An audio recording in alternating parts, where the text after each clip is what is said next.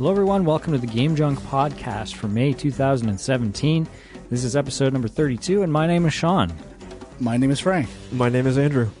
Coming up on this month's episode, we've got a lot of stuff to talk about. We're going to be getting to our impressions of the Nintendo Switch, the whole launch, what we think of the system, and reviews of some of the games, including The Legend of Zelda Breath of the Wild. Lots of discussion about other stuff we've played, and some junk mail as well. So, thanks for checking out the show. It doesn't come out that often, and we appreciate people sticking with us. And we do have a big announcement here, Frank, which if you've been listening to Film Junk, I'm sure you're aware. But why don't you give it to us, Frank? Yes, out this week, finally, Embers of Miriam on PS4, Xbox One, and Steam, all platforms. Made by Creative Byte Studios.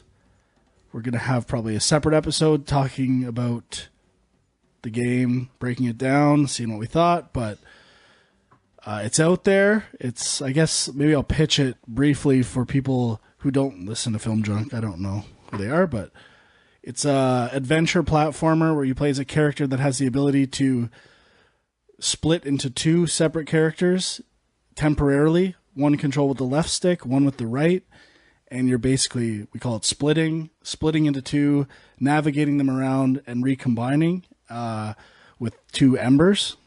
The character's name is Miriam. It has two embers, the Embers of Miriam.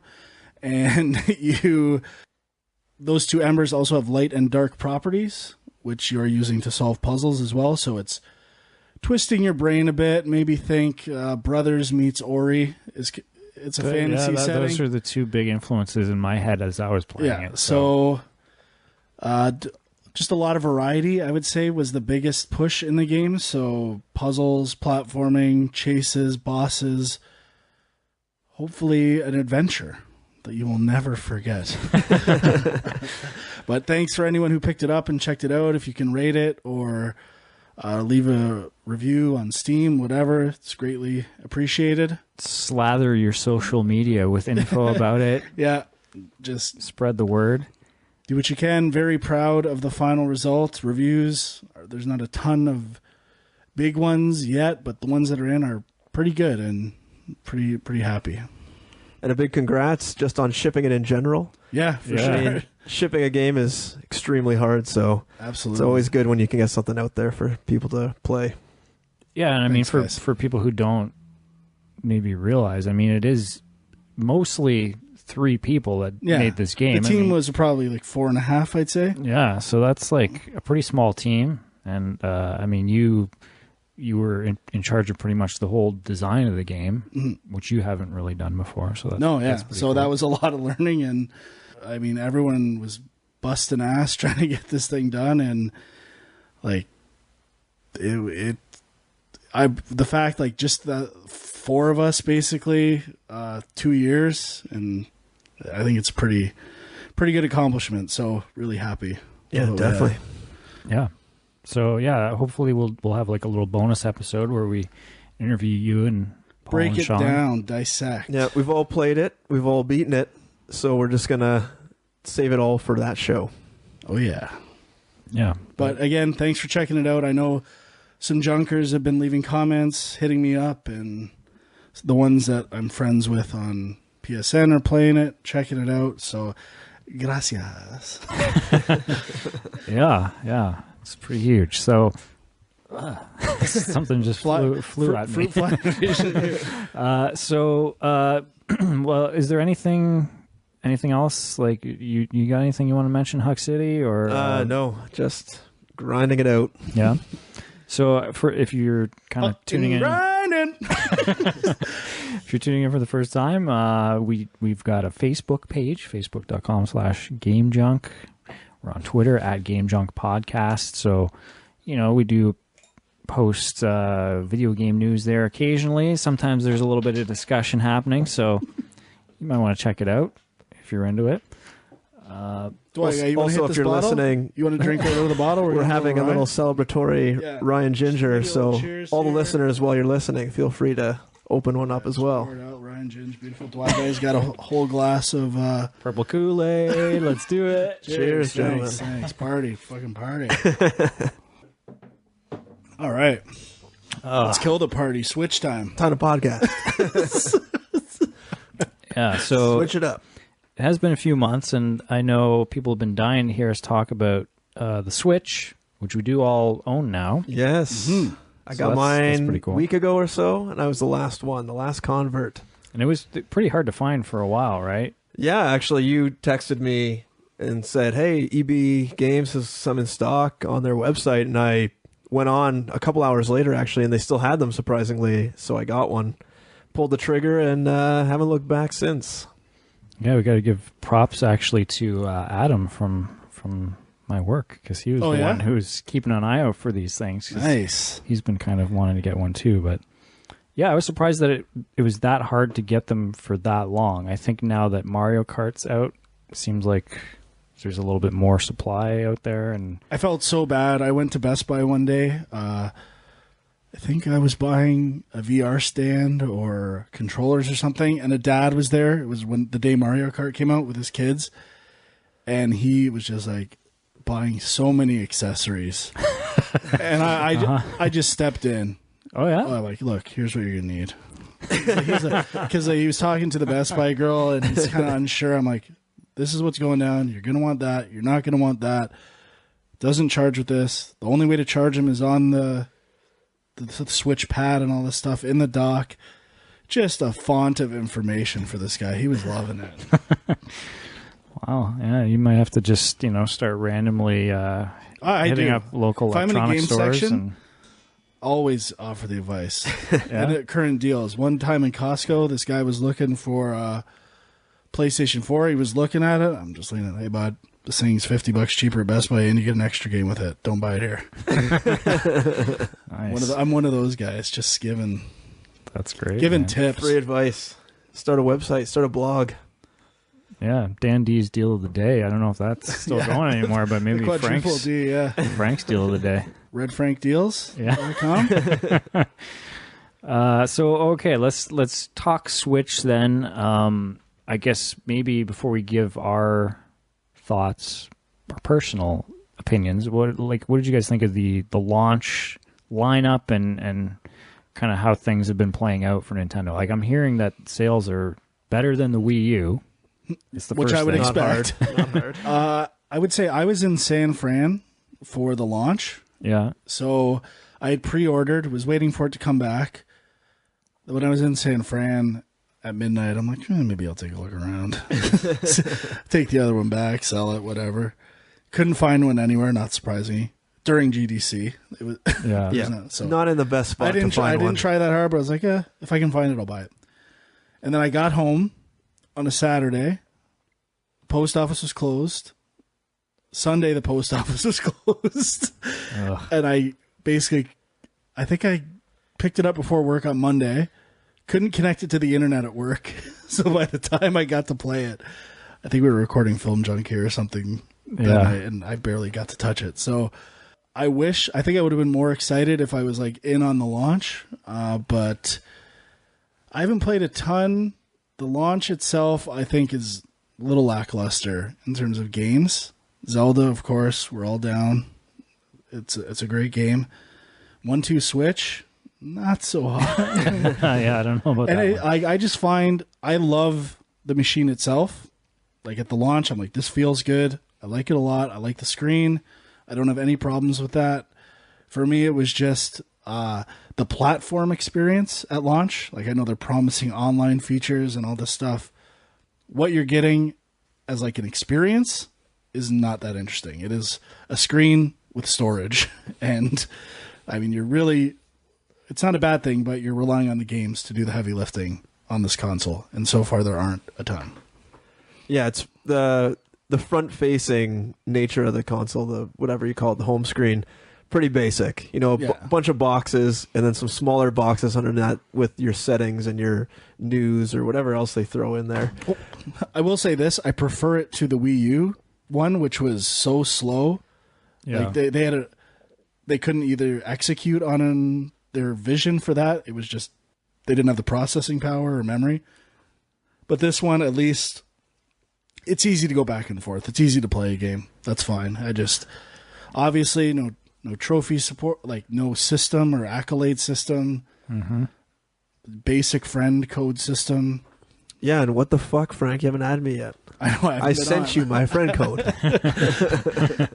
So I mean, to me, other than the hardware itself, talking about the Switch is basically talking about the games. Yeah. Although, I mean, there's a lot to talk about with the different ways to play, because you have the Pro Controller, you have the Joy-Cons in the Kung Fu grip, you have the Joy-Cons separately, you have the Joy-Cons sideways, in the tablet mode. That's a good point. We should there's a whole bunch of different modes you can play this game in. As cool as that sounds, it does lead to some confusion, as we found at Frank's last week. Like I maybe it was just the specific game we were playing, because 1-2 Switch, there's all different. Every game you're using it in a different way. But it's like when you're actually trying to just like press a button to like say, okay, it's like, what fucking button do I push? Which way am I supposed to be holding this thing? It's a little weird.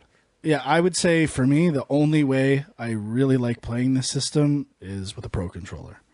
Yeah, that's what I'm hearing. Everybody loves the Pro. Which is like an expensive $90 accessory to add to it. # buy. But it's going to happen. But I would say it's required.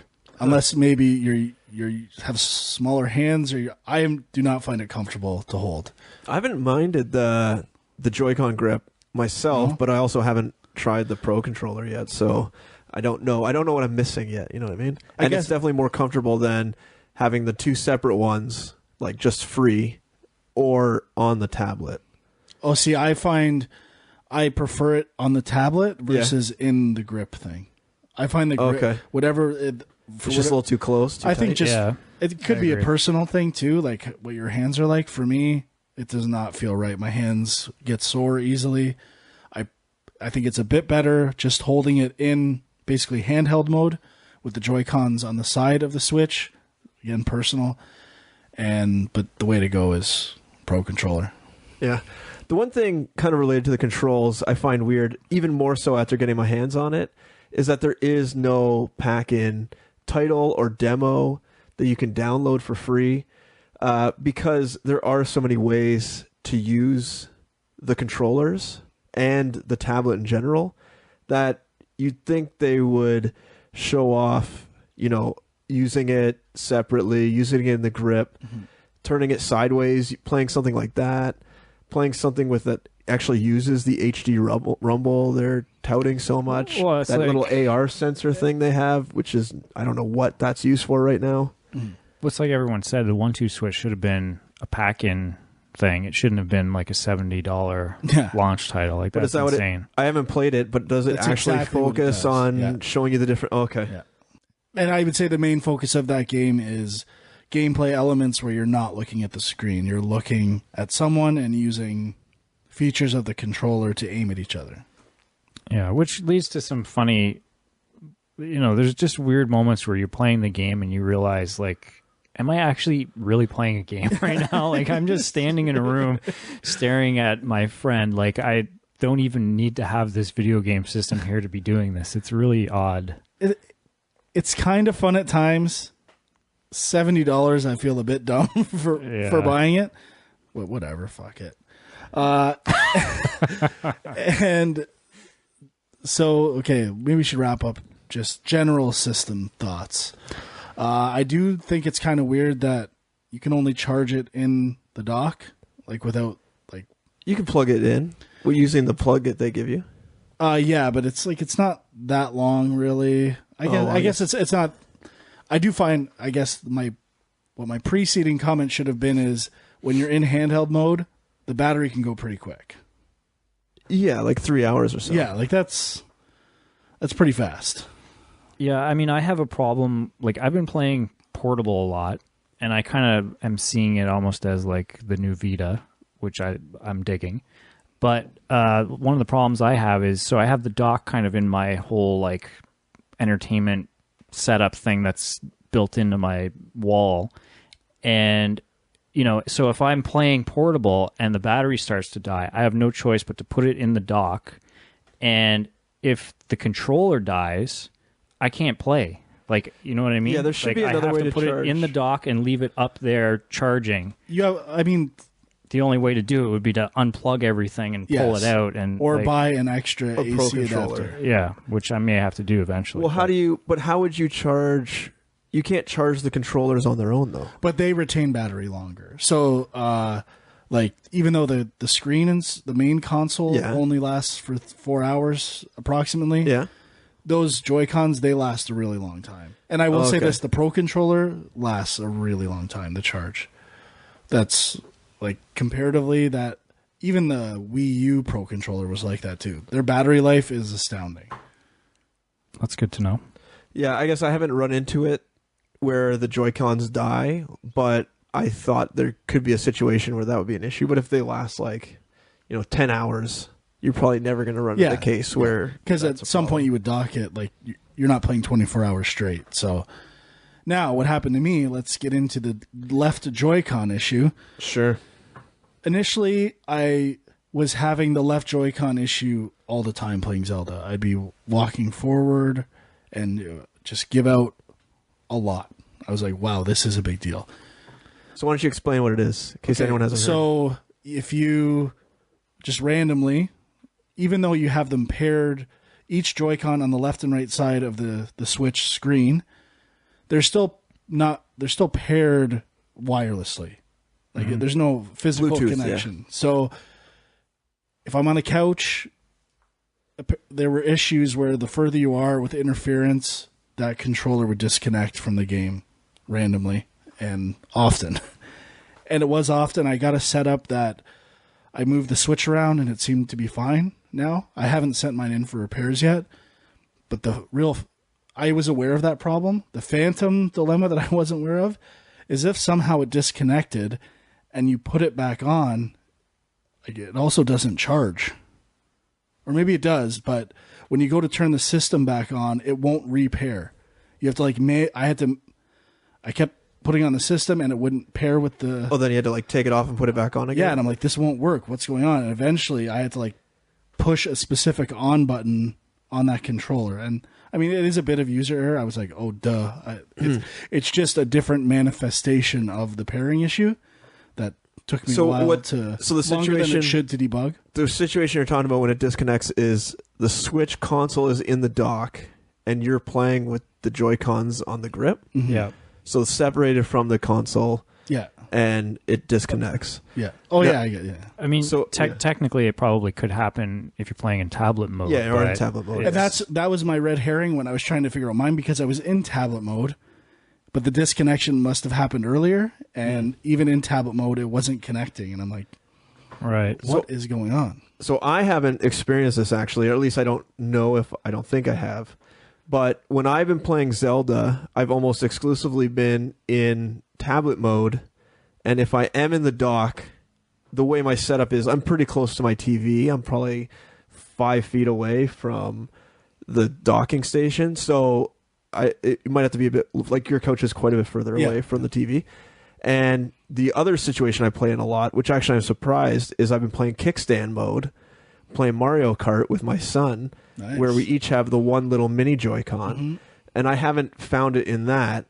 Now, we're also close to the tablet kickstanding, but we also don't have any mirrors or aquariums or whatever else they're saying is interfering with I don't know with whatever. So I personally haven't noticed it, but obviously it's an issue, and I also haven't tried going far away. I don't know what the official range of Bluetooth is, but it's strange that it's only one of them. Yeah, well, it is possible that you had a second manufacturing run. It was a manufacturing issue. Oh, okay. There was a piece, it's very possible. In the left Joy-Con, there was a piece of foam missing. Oh, okay. And there was ways online to hack it, to put that, just unscrew it, put this piece of foam here. Yeah, I guess I could check the serial number, and probably mine is newer. It's possible. Because it's when did it come out in March? March? So now it's May. I got mine early May, so probably. And it was sold out for a long time, so probably is a second run. Yeah. No, but so I experienced it because I haven't been playing as much in the grip I haven't seen it as much. But I had it once really bad where I was playing Zelda and it disconnected and Link was walking forward and just kept walking forward. And I could not, even to turn the controller off and back on again, it was still happening. I can't remember what I had to do, but I think I had to actually quit the game and go back in or something weird like that. It was a really strange situation. So I've had the problem because I don't play with the grip that often. I've been putting off doing something about it, but it's like, now what do? Do I try to do this self-repair? Do I actually send it back to Nintendo? I don't know what Yeah, I'm very lazy, first of all, but I think I will send it away. Now that I have a Pro controller, I think it's easier to send it away, and if I still want to play, I can. Yeah, that's good. You have another option. Yeah. But the other, I guess, aspect with the Joy-Cons is just the sideways mode that you're talking about that you play with your son. Yeah. Like, we'll talk about Mario Kart, but specifically in Mario Kart, using the shoulder buttons to use items, you got to use one or the other, is a pain in the ass. Like, it's so unresponsive. Now, I think it's even less responsive. Each Joy-Con has a small attachment that you put on top to like fill out the shape. I haven't used those yet. Using those felt worse. Like, it felt more disconnected. And let's be honest, the orientation of the buttons is awkward. Like, for the shoulder buttons. And the actual buttons in Joy-Con, depending on whether you're using the plus or minus Joy-Con. Yeah. Either one is not great. Well, it's a pretty small controller to be using for one person, especially like a grown man, right? Yes. Like, it's okay for my son. But so like playing Mario Kart, he's just figuring out, this is really like the first video game he's ever played, where he's actually controlling it all himself. But Mario is like well, we'll get into that later. But he's able to press them, but he's also not using the stick. He's just using the motion controls to steer, which makes it a lot easier. And I do that now too. But at the same time, it's very difficult to do like a power slide in that way. Yes. Yeah. And shoot, or even just power slide and try to do the steering with the motion control. Yeah. I don't know how you do it. So we're just playing on 50cc. Like, basically in that mode, you can steer straight and hold down go and finish in second or third without ever doing anything. So it's not really like the hardest mode ever. I still think that the way it's set up to share so quickly is pretty awesome. Whereas, like, I don't need to go out and buy a second controller right away to play with him. Yeah. I could just, out of the box, I have two kind of shitty controllers that I can play with someone. That's true. And like, before I had kids, obviously that would have meant nothing to me, and like right now, it's not like you have people over here, like after work to play all the time. Don't gravitate to the Switch when I do. Yeah, exactly. So for me, it works great. Other people, probably it's worthless, and they probably even never use it. If you're just playing Mario Kart by yourself, I don't know why you would ever hold just one when you can hold the controller. I agree. If you view it as just kind of a bonus, rare way of playing, it's a nice feature. But I mean, that is a big thing they're trying to push, right? Like, when you look at the titles that are coming out this summer, they're all, they've got Splatoon and ARMS are the two big releases. Is there another one? I don't know if Splatoon would support those small controllers. No? No. And ARMS, you need two of each. That's true. Well, one of each. No. One of each type. One arm. For each. One per arm. Yeah, that's what I'm saying. So to play with two-player, you need... Sorry, okay, never mind. It's just... a left and a right, is that what you meant? You need a left and a right. Two total. Like, in terms of that multiplayer concept of, like, two controllers, for ARMS, it doesn't work. You need two sets. I see. For the two-player version. I got you now. But I guess Street Fighter is another game maybe using the multiple controller party idea. And Bomberman was. I haven't played it yet. It's interesting the way they're really selective. I guess maybe I'll wait for this in terms of software, but for me, hardware kind of summary, I love the build of it. Yeah. Like, I think it feels good. It felt like a solid piece of equipment, other than maybe the tops of the Joy-Con buttons is the weakest part, I'd say. And the docking worked pretty seamlessly for me. I haven't had issues and enjoyed it. Yeah. Charges quickly. to me, it is a good handheld. Like, Yep. and it's cool that I have always wanted for handhelds. Like, there's certain games I want on handhelds that I just wish I could play them on my TV. Like it's either the GameCube adapter to play. Oh yeah. Like GBA games on your TV. Right. I could not wait for something like that. So Yeah. I find I'm really enjoying the kickstand mode way more than I thought I would. Like, I kind of laughed that off when they first announced it, and seeing the promos for it of like playing on the plane and stuff. But like, what I like about it is I have 2 TVs in my house, one in like my office, which is in the basement of our house and only has like a tiny porthole window, and then the other one is in like a TV room that doesn't have very many windows either. So I can take this upstairs into like my living room with nice big window and just put it on the table, put the joysticks in the grip thing, and then it's like I'm kind of just playing on a little TV. But in a different space. I could, and I don't have to have it right up to my face in like a Vita type mode. I can like lay back on the couch and not just kind of relax while I'm playing it, rather than having to hold it at like awkward angles or like on my elbows or something.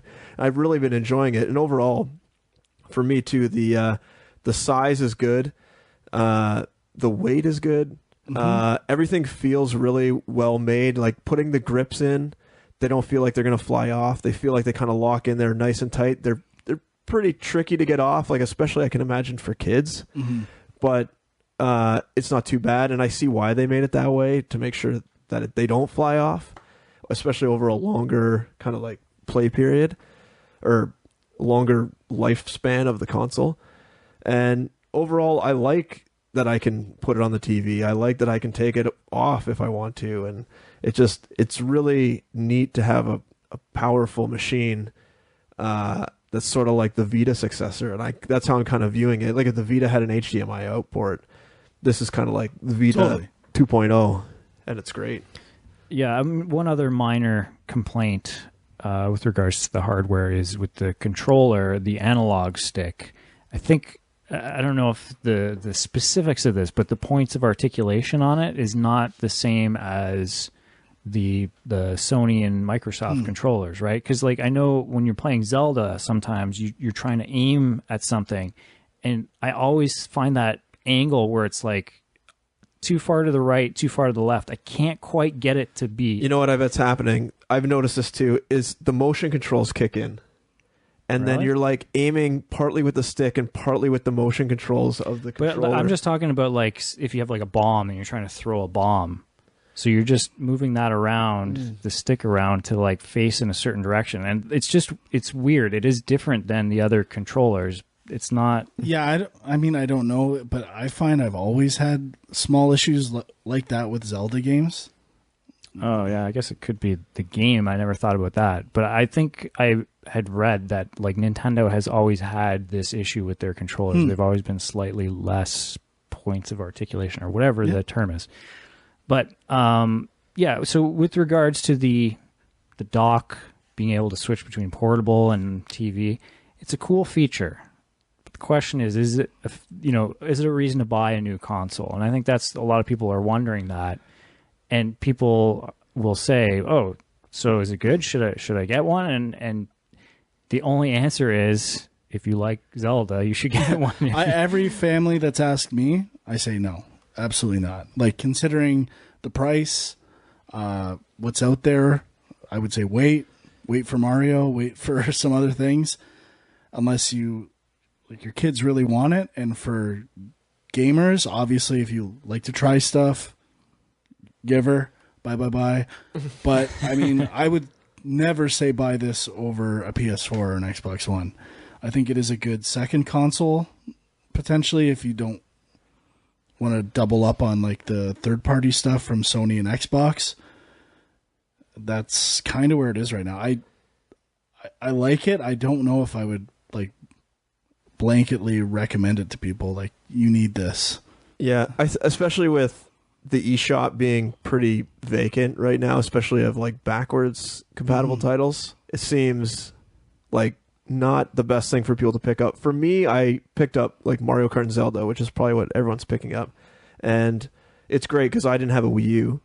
So Mario Kart is excellent.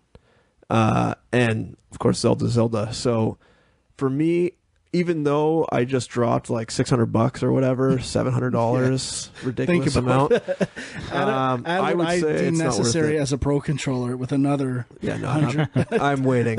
I need another paycheck before I drop that. And I mean, to be fair, to counteract what you had said, if you have a Wii U or bought Mario Kart 8, like that's another game that's not new. I mean, I'd like to get it because I like the new battle mode, but I'm not paying full price for a game that I basically already own. Yeah, there's not a lot of content. A lot of indie games that have been out on other platforms and for a long time. Yeah, so and on top of that, like there's even games that have been announced that are coming to the Switch, and they're taking a long time. Like I've been hearing that it seems like there's issues with porting stuff to the Switch. I don't know the details of that, but I have no idea. I would say the other kind of insult to injury here, this might not be fair, but when you look back, there was 2 years before the Switch where we were making fun of games like Star Fox and Metroid Federation Force and all these games where Nintendo had no content on their other consoles. And Zelda had been in development for a long time. Yeah. So that's a huge gap of non-quality titles from a brand that is basically like synonymous with the best games ever. So I mean, everyone seems to think it's bouncing back. I still have some pretty big concerns.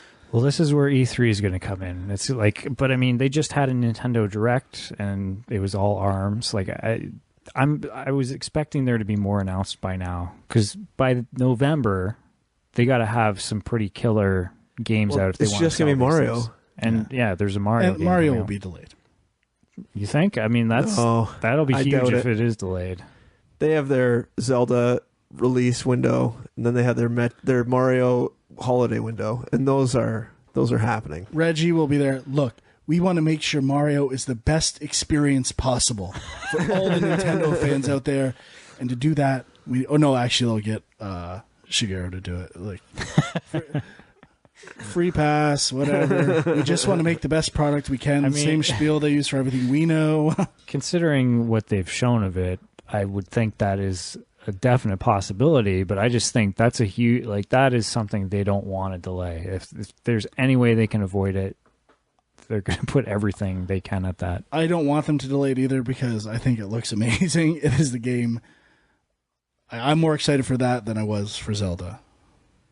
And as far as the content, I would say definitely don't buy this machine if you're going for indies, like to supplement your lack of Nintendo stuff, because you can get all these indie games on Steam, and your Steam library is going to be guaranteed to come with you through your computer generations.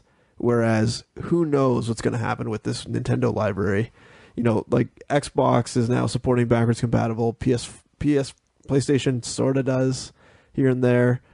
But Nintendo seems to not be interested in letting you keep games you've already bought.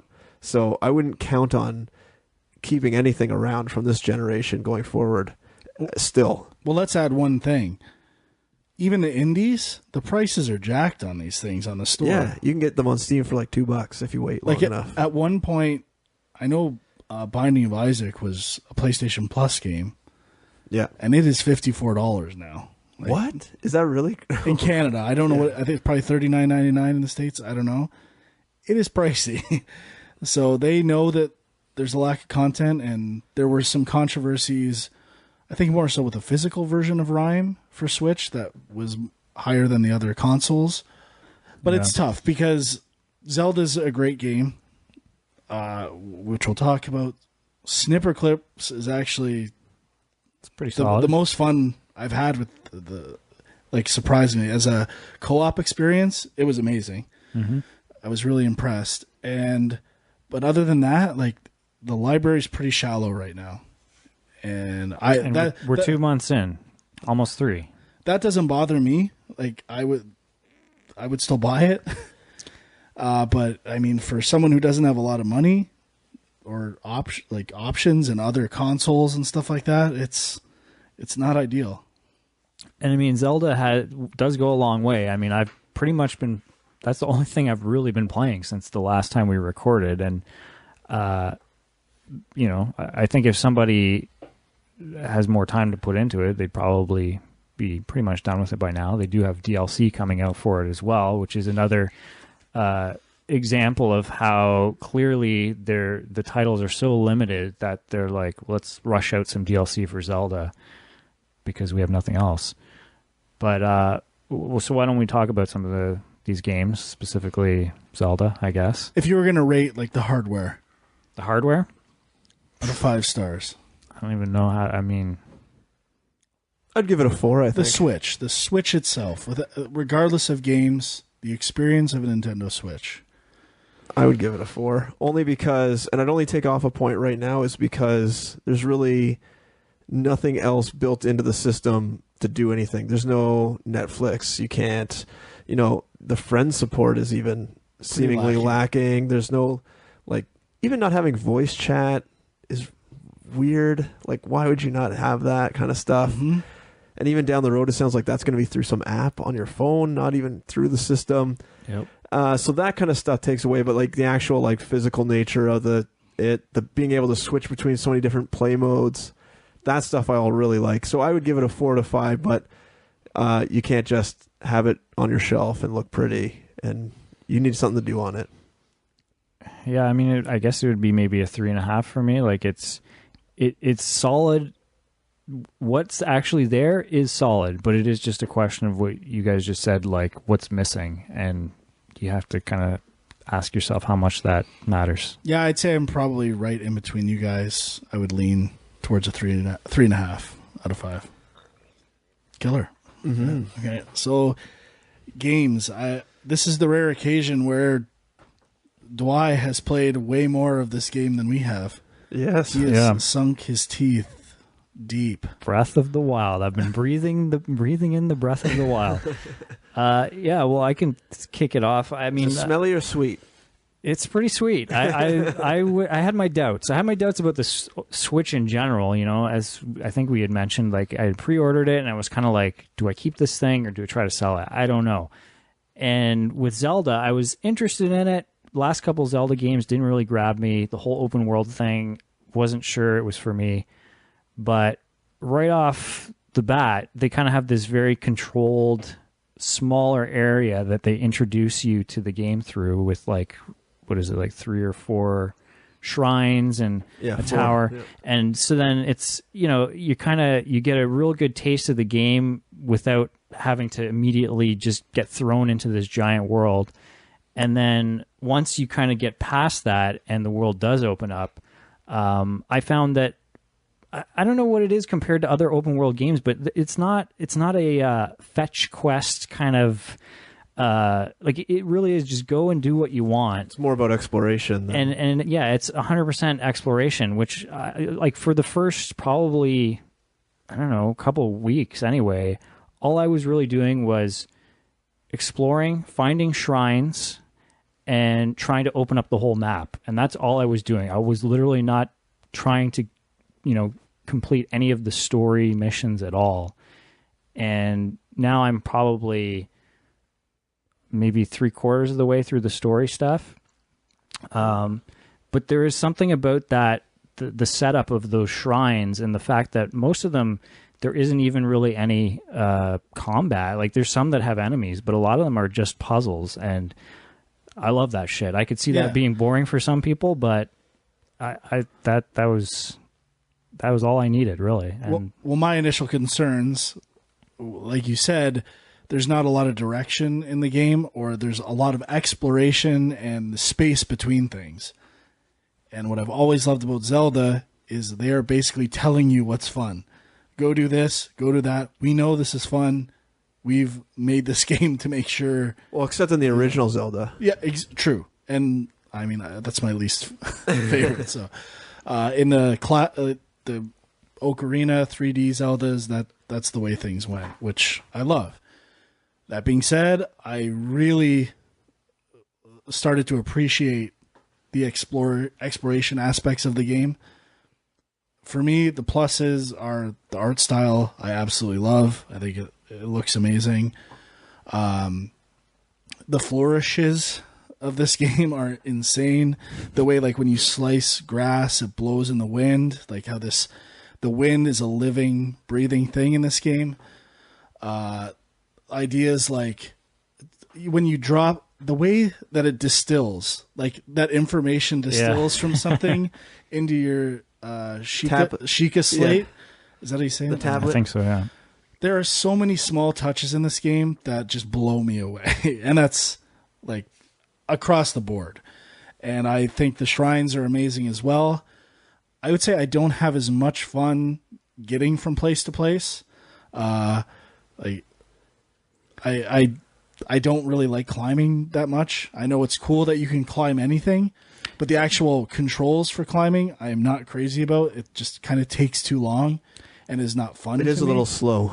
Yeah, I mean, I agree. One thing that I read early on that helped me a lot is, you know, when you complete 4 shrines, you have a choice of heart container or increase your stamina, which lets you climb more. I only did stamina. And yeah, the best approach is stamina, because you can always you can make food and stuff that will give you temporary boosts of hearts and all that, but the stamina, I mean, you're always moving around the world, and that just, you know, it helps you cut down your time, you know, to traverse and to get away from creatures. Now I'm not crazy about the cooking element of this game. It slows things down. It's a little cumbersome combining things in the menus.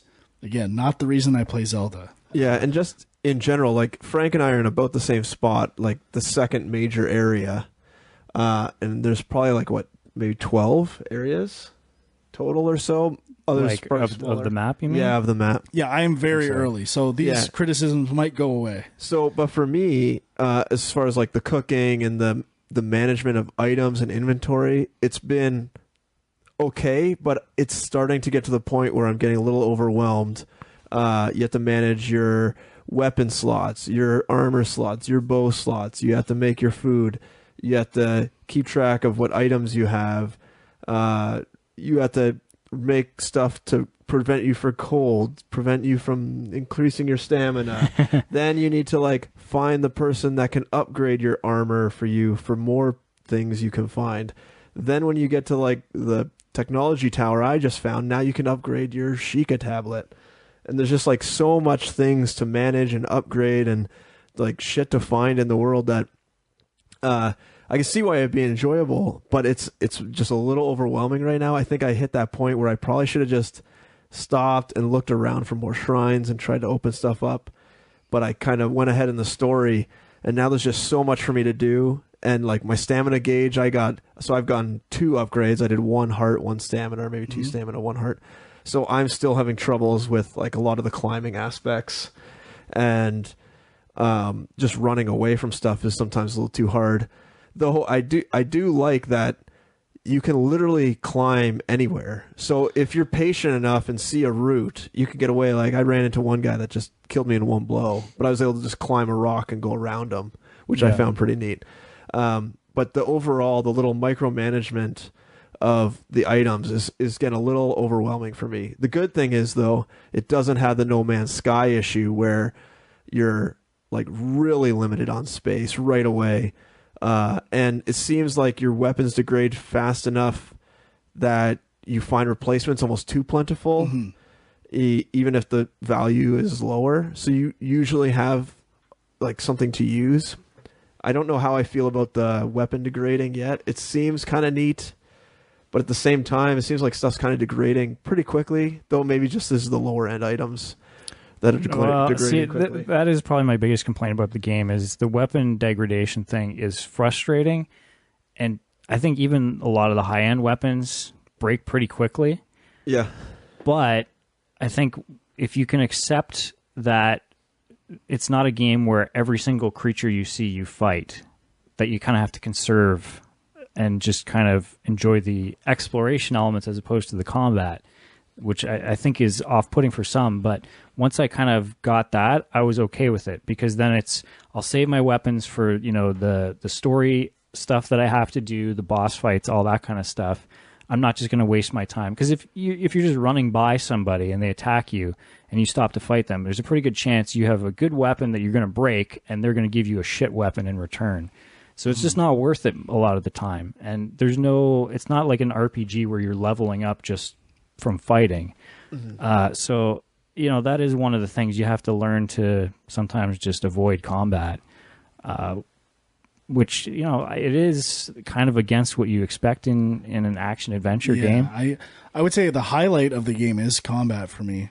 The different approaches you can take to scenarios, like rocks, fire, explosions. I really like that stuff. Control-wise, my biggest issues, maybe relating to what you said, I find aiming the bow not that solid. Yeah, it's pretty tricky.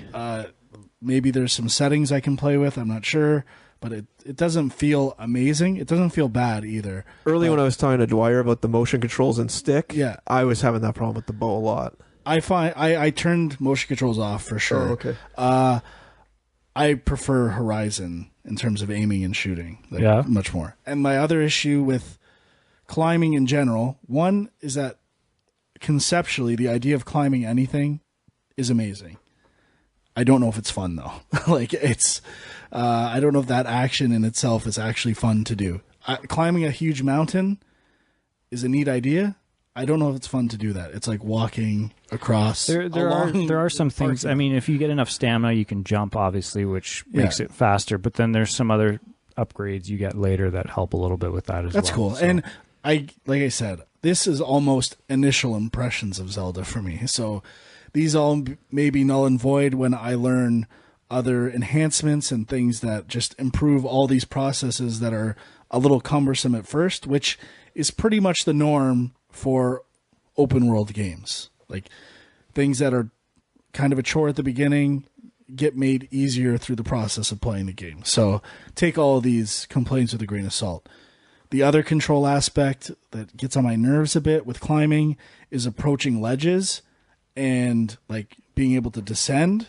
I find is pretty clumsy in terms of required rotation and angles where it registers that you want to do that. And I've died a few times as a result of that. And I was not happy. Yeah.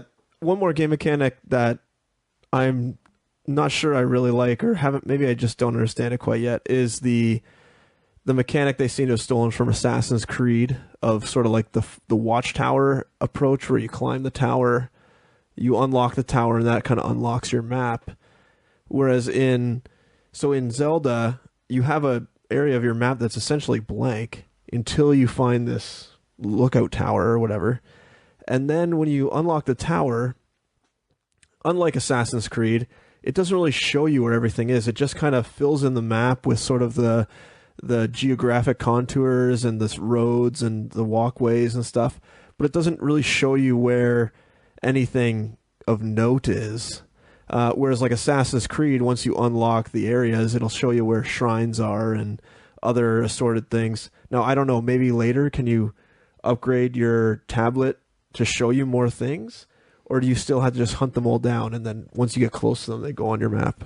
Well, I mean, early on they teach you that if you're on a tower, you look out and you can kind of spot shrines from a distance and mark them. You can tag them on your map, right? Yes. Which, I mean, you start off by doing that, I think, and you kind of build up like enough shrines across everything because they're also quick travel points as well, which helps with the traversal later. And then I think, I mean, I don't know where you guys are, but like, you know, at some point there's a sensor on the slate that tells you like if a shrine's nearby, you can set it up to like search for other things as well. So that helps as well. But as far as the map goes, I don't think there's anything where it just shows you all locations, like, because they want you to explore and find these things, I think. Yeah, I guess if I were to do it or go back, I would probably prefer the Assassin's Creed method where there's more towers that show you more details, but you have to find more towers. Whereas this, where you find kind of one massive tower, but it doesn't really tell you much at all. Like, I don't know the exact reason for unlocking the tower yet, other than to be able to see what the names of like the areas are. Well, the tower is a fast travel point as well. But Well, I mean, if you find a shrine nearby, that's a fast travel point too. yeah, I mean, it is basically just like a lookout point where you can see from far away what's around. But yeah, I mean, it's not. Yeah. I don't think there's any other benefit to unlocking those. I really like the game. One thing I miss about Zelda games is I've encountered boss battles, and I know this is part of the thing where you're just kind of defenseless against them. Where in previous Zelda games, except for the first, like I kind of knew every challenge was surmountable when I got there.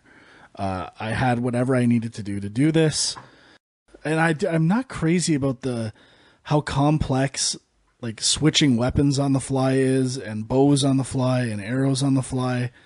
It's really like crampy kind of controller setup, and I guess switching relics on the fly too. I mean, I don't think I've even done that yet. I've just gone into the menu. You have to learn to do it on the fly, otherwise it's a pain. Yes, it is a pain.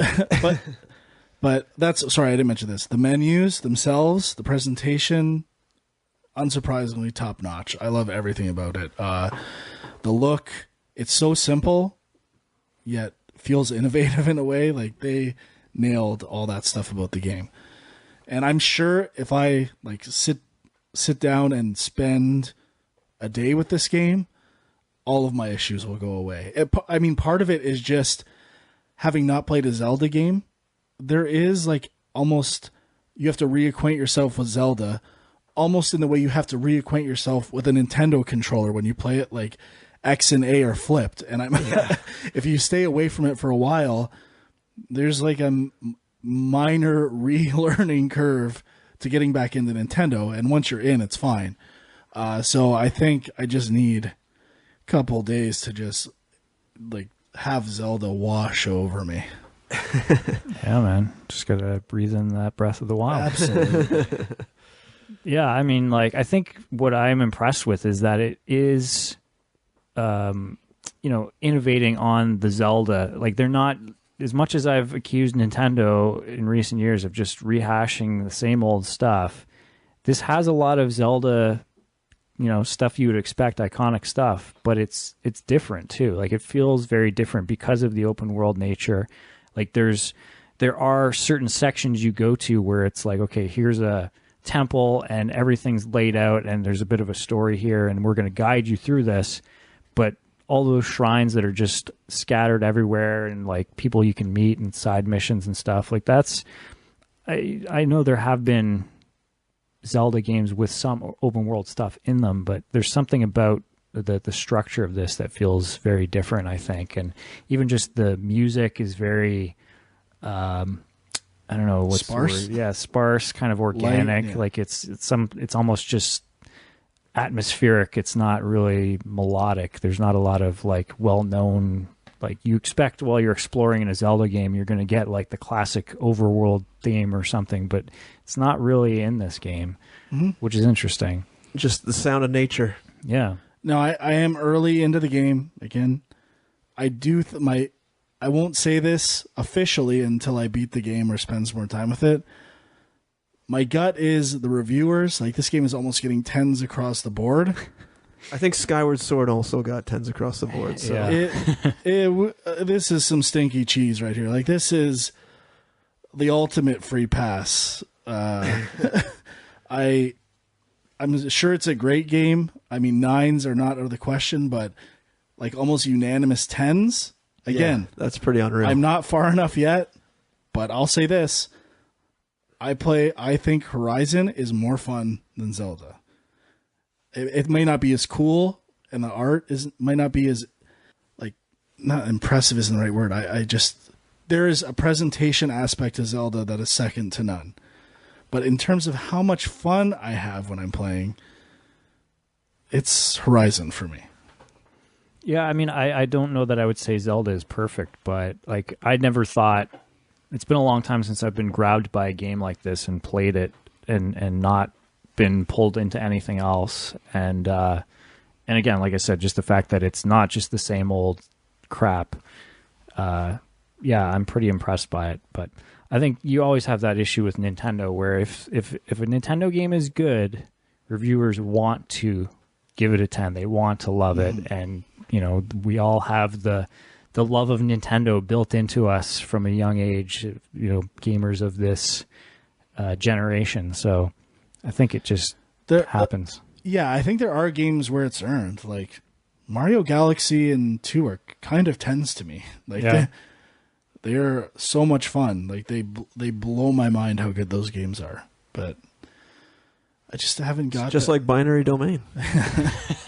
Just haven't had that reaction to Zelda yet. So if I'm talking pure bullshit and I don't even know what is in store for me in the next hours to come in the game, I apologize. Even I'm bowing to Nintendo. Like has to be done. Has to be done. Yeah. No, I agree. Yeah, I don't know of anything else. Move on to another game? Yeah, we might as well. Yep. The only other game I've played is Mario Kart. I don't know if you guys want to tackle that now. Or I have. Sure. I guess you played the Wii U, Dwight?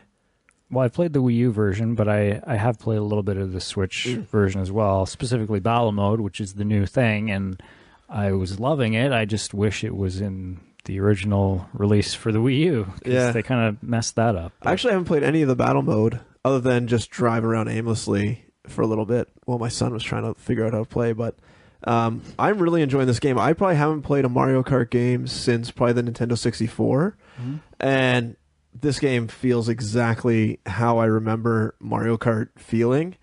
And because I've been mostly playing it with my son, who's only 4, and this is like his first game, I'm really impressed with Nintendo, the learning curve, and just like 50cc, which is what we mostly play on, or what we play on together. It's amazing how they basically just hold your hand and make sure that it never becomes frustrating. He can basically steer right into the wall, and it just gently kind of points him in the right direction and keeps him going forward in the right way. It really is like a perfect little like learning game, and just the little touches, the level design, all the tracks. Like this game has so many tracks now. I know most of them are rehashes of old games, but since I never played any of those games, and they packed in all the DLC from yeah. So there's so many tracks to try and look at, and there's just like a lot of little neat things in each game, which I really appreciate in Mario Kart games. Just like jumping. I found I had the same feeling with Wave Race back in the Nintendo 64, where they have like little things where like on lap 2, like the whale will come out or whatever, right? Like little things like that in this game too, where there's just little things like, oh, there's the airplane. Oh, and then this track, now the airplane's like right in front of me or whatever. It's just so neat and so polished that they add all these little details. And I haven't done any of the higher end speeds. I've only done a couple. I did 150cc and then a couple 100cc Grand Prix races. And those were really fun to do. I think I could even bump it up to 150 already, just because I'm a skilled Mario Karter. But definitely I would not be able to play those higher levels with like the single Joy-Con, just because the jump turning, I can't even imagine doing that. Whereas with it in the Kung Fu grip or whatever I'm calling it, that is really easy to do. And also I'm liking the motion controls. I find it's pretty responsive. The only thing I use the stick for really is when I'm doing the turns, just to be able to do the quick back and forth to get the power boost slide thing. One thing you might want to look into, a guy at my work had, they have like these little mini steering wheel things you can get where you slide the Joy-Con in. Like I know Nintendo had an official one of these for the Wii, I think, when the Wii version of Mario Kart came out. But they have one for the Joy-Cons, and they're like pretty cheap. I think they're like $20 or something for 2. But it. Well, the kids are getting it, so I don't need those. Then I guess you're good. I would say definitively Mario Kart 8 or this version on the Switch is the best version of Mario Kart that's ever been made.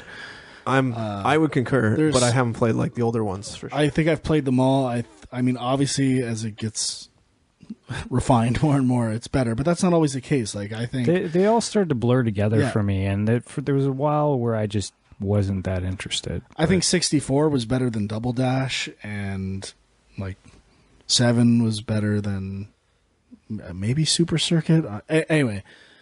But this brought something back that I think elevates it over anything, which is double items, backup items. I can finally play proper karting D. And that's what I've been missing in these Mario Kart games, where I can put myself, when I'm in the lead, in a way to protect it and play some solid fucking defense. Can you swap those items? I don't think so. Okay. But I now have a risk-reward element, and I'm engaged even when I'm in first place. And those ideas of blue shells and things being stacked against you, I'm like trying to cycle and get a horn and just get ready. So what's the horn do? It'll stop at anything. Oh, is that what It'll it does? stop blue shells. Oh, okay. I've had that a couple times. I don't know what that was for. So it is the ultimate defensive weapon when you're in first place on the last lap. When you get hit This 3 times, 4 times in a row. version rules. It's got everything I need in my Mario Kart. Still, maybe a little overpriced at $80 considering I bought the Wii U one. Yeah. But whatever, fuck it. Since I haven't bought one since the N64 version, I had no problem throwing money at this game, especially now after playing it and loving it so much. Like I haven't even played. I've probably only played a fifth, a sixth of the tracks. I haven't even played them all yet. I love the retro tracks too. So there's They're like, amazing. yeah, the Excitebike track, hilarious. Or just like when they pull in The old from the old versions. classic tracks. Yeah. But that's the cool. new tracks are really good too. Like I found that was one of the things with previous versions of Mario Kart, you would kind of always get certain types of tracks over and over again, where it's like chocolate, river or whatever. Like, and I feel like with this one, they didn't really do any of that. They're all unique and different, and every level has interesting moving pieces and shortcuts and. Yeah, the shortcuts really reminded me of like Diddy Kong Racing and Beetle Adventure Racing from like the N64. Now the shortcuts aren't nearly as in depth as like some of those games, but I really appreciate that there's like little subtleties to each level or each race where you can take shortcuts or take risks. Though sometimes I found if you were like hugging the wall, it would just like force you down the shortcut, even though you didn't even see it. Oh, really? Yeah, maybe that's just a 50cc thing. Yeah, maybe. But I was really enjoying the game overall. Yeah, I mean, I agree. Like, if you didn't have it for Wii U, then it's a no-brainer. You got to pick this one up for sure. When did they introduce the like your wheels, your hovercraft, and your flying? When was that introduced? Mario in Kart 7, I 7? think, for 3DS. And what about I don't know. what about the upgrading of different things, it unlocking? might have been the Wii version. Yeah, I feel like that was that Double Dash. No, No, that was GameCube. it was Mario Kart Wii.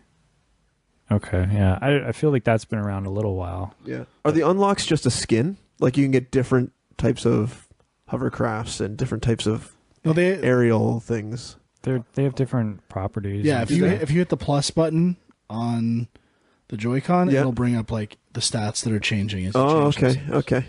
Interesting.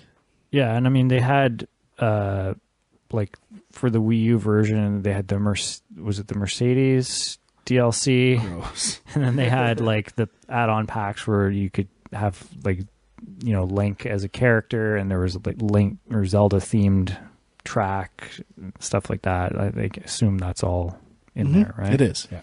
Yeah, that's pretty cool. Except for the Mercedes-Benz stuff. Is that in the new one too? I'm pretty sure. Nice. I think I read that somewhere. Have Probably not have to unlock it. I don't think I've witnessed seen it. with my own eyes. So that could be false. That's all I have for Mario Kart. Yeah, I don't know. Battle mode is good again, so that's the key. Yeah, I think that's all for me too. It's a great game though. Briefly, 1-2 Switch. Yeah, not too much to say about it. I thought, you had hinted it could be something that I would love, and I was curious, but just based on what they had shown, I was pretty sure that this was kind of a flop. I think for it me. might have actually be so bad it's good for you. That wasn't even my initial thought, but like laughing at the videos and that is kind of enjoyable, but some are more fun than others. for some reason, people really like the rotating one. That one was okay. Because, I mean, you're actually doing something, or at least it feels like you're doing something, as opposed to just, pressing a button when they tell you, or... Yeah. The other ones, like the quick draw... And who was the best cow milker? I was. Yeah, you were? Yeah. Well, Jay and I had a 3-round match. An utter off? I won the first one. He won the second one. I won the third. Oh, what was that one that we were so obsessed with? The rotation one. Yeah, that's what I was talking about. Oh, I thought you were talking about the... see, that one... I thought you were talking about the one where you're untying the chain or whatever. Oh, no, I'm talking about the one where you just try to rotate it as far as you can with your hand. So you have the Joy-Con and you put it flat on the ground and it says, pick it up and see how far you can rotate it without keeping it balanced. without like having it tilt. So you just pick it up and you go and twist it with your wrist. Okay. And that's it. That's the game. And it's probably the best game. But we got pretty into it. I mean, like, I don't know if it was an ironic thing or not, but people were getting pretty... Why don't you just leave it on the table and rotate it? Well, I think No cheating. but could you do that? I think it detects like if you actually... you have to lift. Well, why don't you lift it onto a higher flat surface and then rotate? I think there has to be a gap. There's sensors and stuff like that. Yeah. So they got Nintendo. Smart. they thought of that. Don't worry. The worst one by far is gorilla chest thumping. What? You just like do thumping patterns as a gorilla. It's terrible. A lot of them are just very random. And ping clearly pong is not. actually brutal. Like you're basically you have no idea what's going on. Yeah, most of them it just felt like if you were actually trying to be competitive, I don't know that you could, because it seemed very random. But and lastly, I think that's it for 1-2 Switch, right? I think so. We got to talk about Snipperclips. Oh yeah, we definitely got to talk about And this. if you have multiple people to play with, I'd say it is one of the best co-op experiences I've had in a long time. Can you tell me? Give me the rundown of this game, because I literally don't know anything about it except the name. You have these two to four characters, depending on how many people are playing. There's a single player version. I haven't tried it, where you're pieces of paper, basically, and it has the ability to rotate in different shapes, and you can cut pieces out of another one, and you can kind of like crouch and extend yourself, just kind of manipulate your position, and using a combination of all those techniques, it's like doing different types of puzzles. So fitting a shape on screen. So using the right adjustments to cut pieces out of the different shapes so that together they fill something else, or other puzzles that involve like shape getting recognition. a ball from one place and pushing it up into a net. Using rotating and like building like a simple example would be you need to get a ball from the left side of the screen to the right side of the screen. So you cut like basically a little dimple or hole into one of the other players so that the ball will go in it, and now you have a way to carry it over. It's amazing. Yeah, everyone loved it. Yeah, it was very creative, very cool. It reminded me of Scribblenauts. I think it's probably better than Scribblenauts. Way better to me.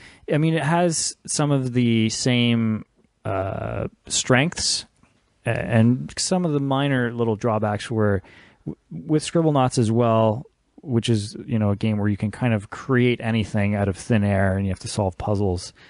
There's stuff that you know what you have to do, but sometimes it's a little finicky and it doesn't quite work. And you're like, oh, am I doing the right thing? I don't know.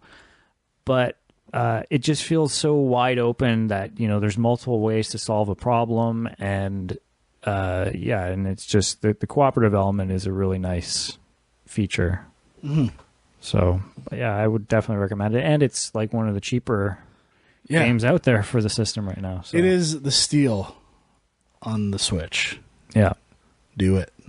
Yeah, and is that it? Is that all we've played? That's it, man. That's it. Yeah, I guess that's it. Switch topics. Yeah. All right. Well, we should probably talk Horizon Zero Dawn, since that's the other big release. That's one of the other big releases that's been out recently, and a lot of people have been loving. I mean, it's crazy that and Zelda basically came out like a week apart or something. And as I haven't played it yet, but as Frank said, and a lot of people have said, it's kind of similar. They're really similar. And I think at the end of the year, they're both going to be talked about as Game of the Year candidates for sure. Yeah. So what do you guys think of Horizon Zero Dawn? Well, I haven't played much, you can tell me, but I just got to the point where she's about to do the trial. To like Proving? Yeah, the proving. So I think that's pretty early in the game. Yeah, it is. So I did the map all really opens up. Like after some that happens, the story like goes crazy. Yeah, a lot gets added to the story, which I like.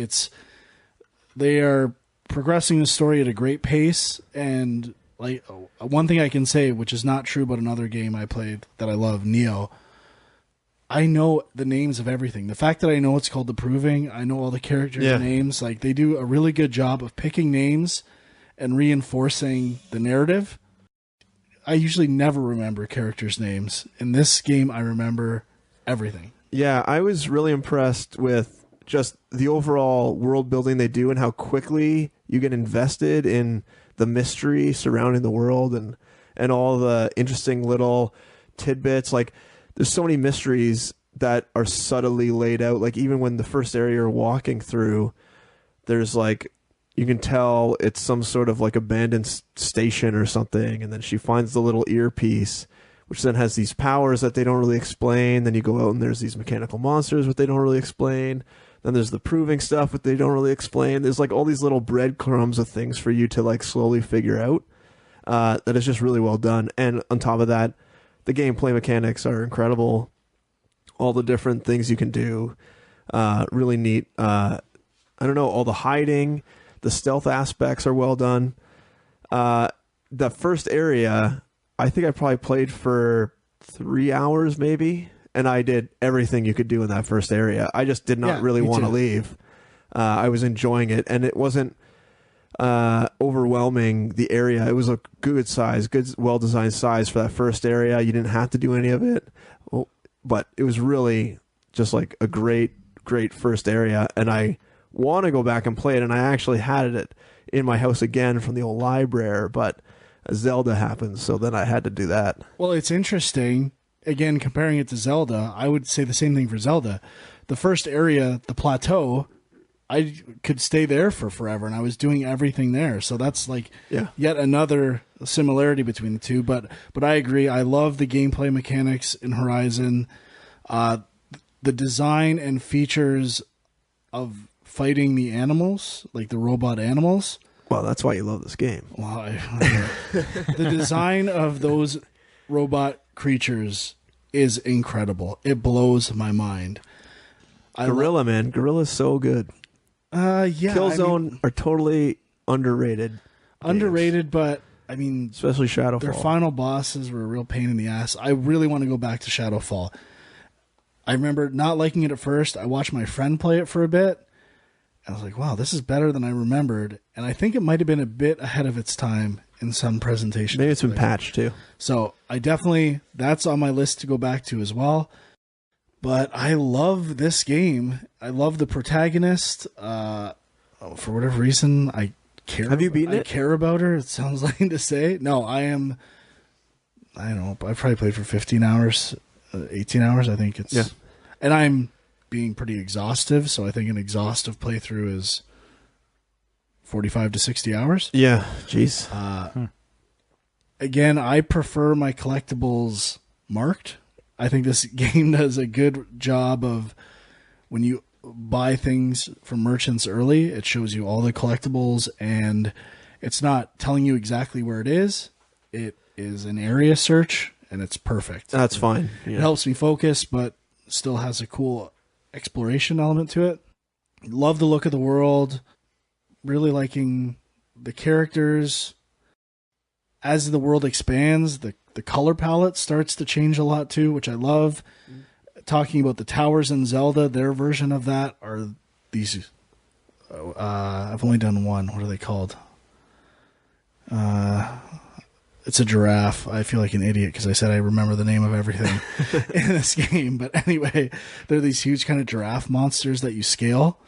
And that's their version of towers, which are super cool. I love hunting. I love the crafting system. Simple, but motivates me to go and pick up everything I can. And it's not too cumbersome to do it. And I'm always engaged in this game. I'm always doing something. I feel empowered. The only thing I would say, I got frustrated for the first time last night going into these areas called cauldrons, and the checkpoint system was pretty bad in this area, and I had to redo a lot of stuff where I was dying. It's the first, kind of... Is it like a bonus area or a story? No, it's a side mission. It's a specific set of side missions.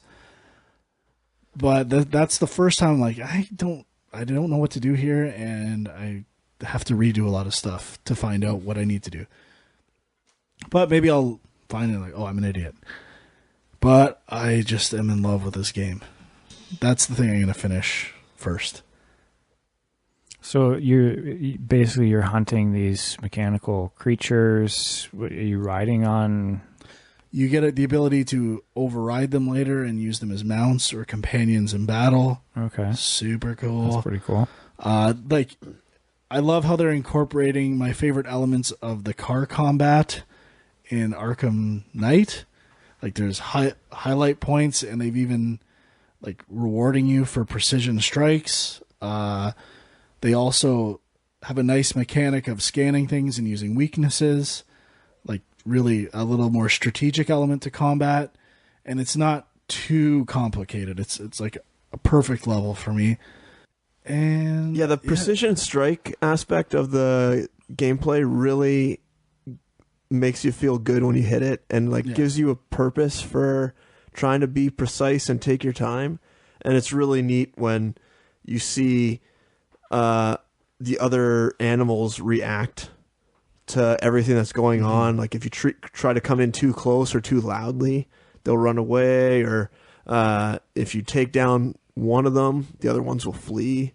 Or the interconnection of different species too. Watchers inform all other animals, and kind of cool new ideas about, maybe it's not new, I just haven't seen it, but tagging paths and patrol routes. And it's contextually a cool idea. There's some special piece of technology she has where she's integrated with these animals, and I'm sure there's going to be story payoffs. I have ideas on where this is heading. One thing I think is going to happen, which might be they're trying to make me think that's going to happen. If it does, a lot of games have done this, and I'm going to be pissed. You're not there yet. Okay. But yeah, it is amazing. I wish I would have started it earlier. I absolutely love it. Who developed this? Gorilla. The Killzone. Oh, right. Okay. Team. From Netherlands. Cool. Yeah, I did pick it up because it was on sale. Oh, yeah? A few weeks back. So I'll get to it when I'm done Zelda. It is one of those games that, the goals were super lofty. Even the idea of all these different types of creatures that get bigger and bigger, and how do you do that and still have the player feel in control and keep it a game system rather than something that is just this big thing that you're chipping away at. They've done that perfectly. Each type of creature you fight has a nice little element or approach, and each one is fun in its own way to take down. They should be super proud of this game. How does it compare to Far Cry? I would say it probably borrows a lot from the map structure and spacing of things to do. Just from Ubisoft games in general. I think that's what Ubisoft nails. Sometimes there's too much stuff to do in a map, but the spacing is good, and it's easy to kind of comb a map and always be bouncing and doing something new. So it nails that element of it. But I find the combat more fun in this. I was, I guess, a small minority. I loved Primal. and it has a lot of the things I loved in Primal in this. But like I loved hunting and the world of Primal, and I 100%ed it. I loved it.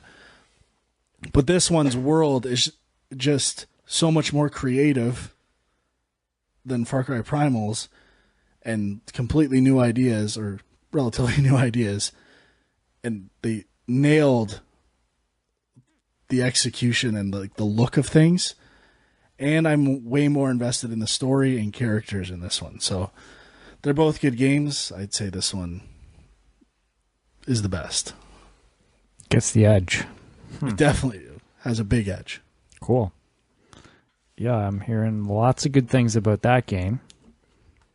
Should we mention, I don't know if either of you guys play Resident Evil 7?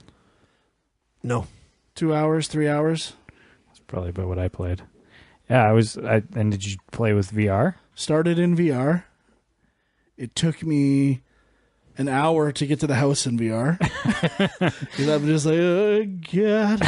I was freaking out every step of the way. I'm like, I got in, they kind of lock you off in this room. You start hyperventilating? No, I just can't do it. Yeah. I'm out. Started it again in controller mode. Took me 5 minutes to get to the house. I'm like, okay, this is good. I have to say, there's some really cool stuff in it that I've played. There's a sequence like in the living room early on that was awesome. Yeah. A jump scare that got me, but I was like, that's good. Like, that was a good jump scare. Not like a cheap one. I loved it. Nice. And yeah, I was digging it. I just got to get back to these games. Yeah, I was enjoying it quite a bit. I mean, it definitely some Texas Chainsaw vibes in there. Yeah, and Texas 2 a bit too. Yeah. And I like the whole like use of the videotapes and like as a way of framing the story and the aesthetic of that. I thought they did a good job with that.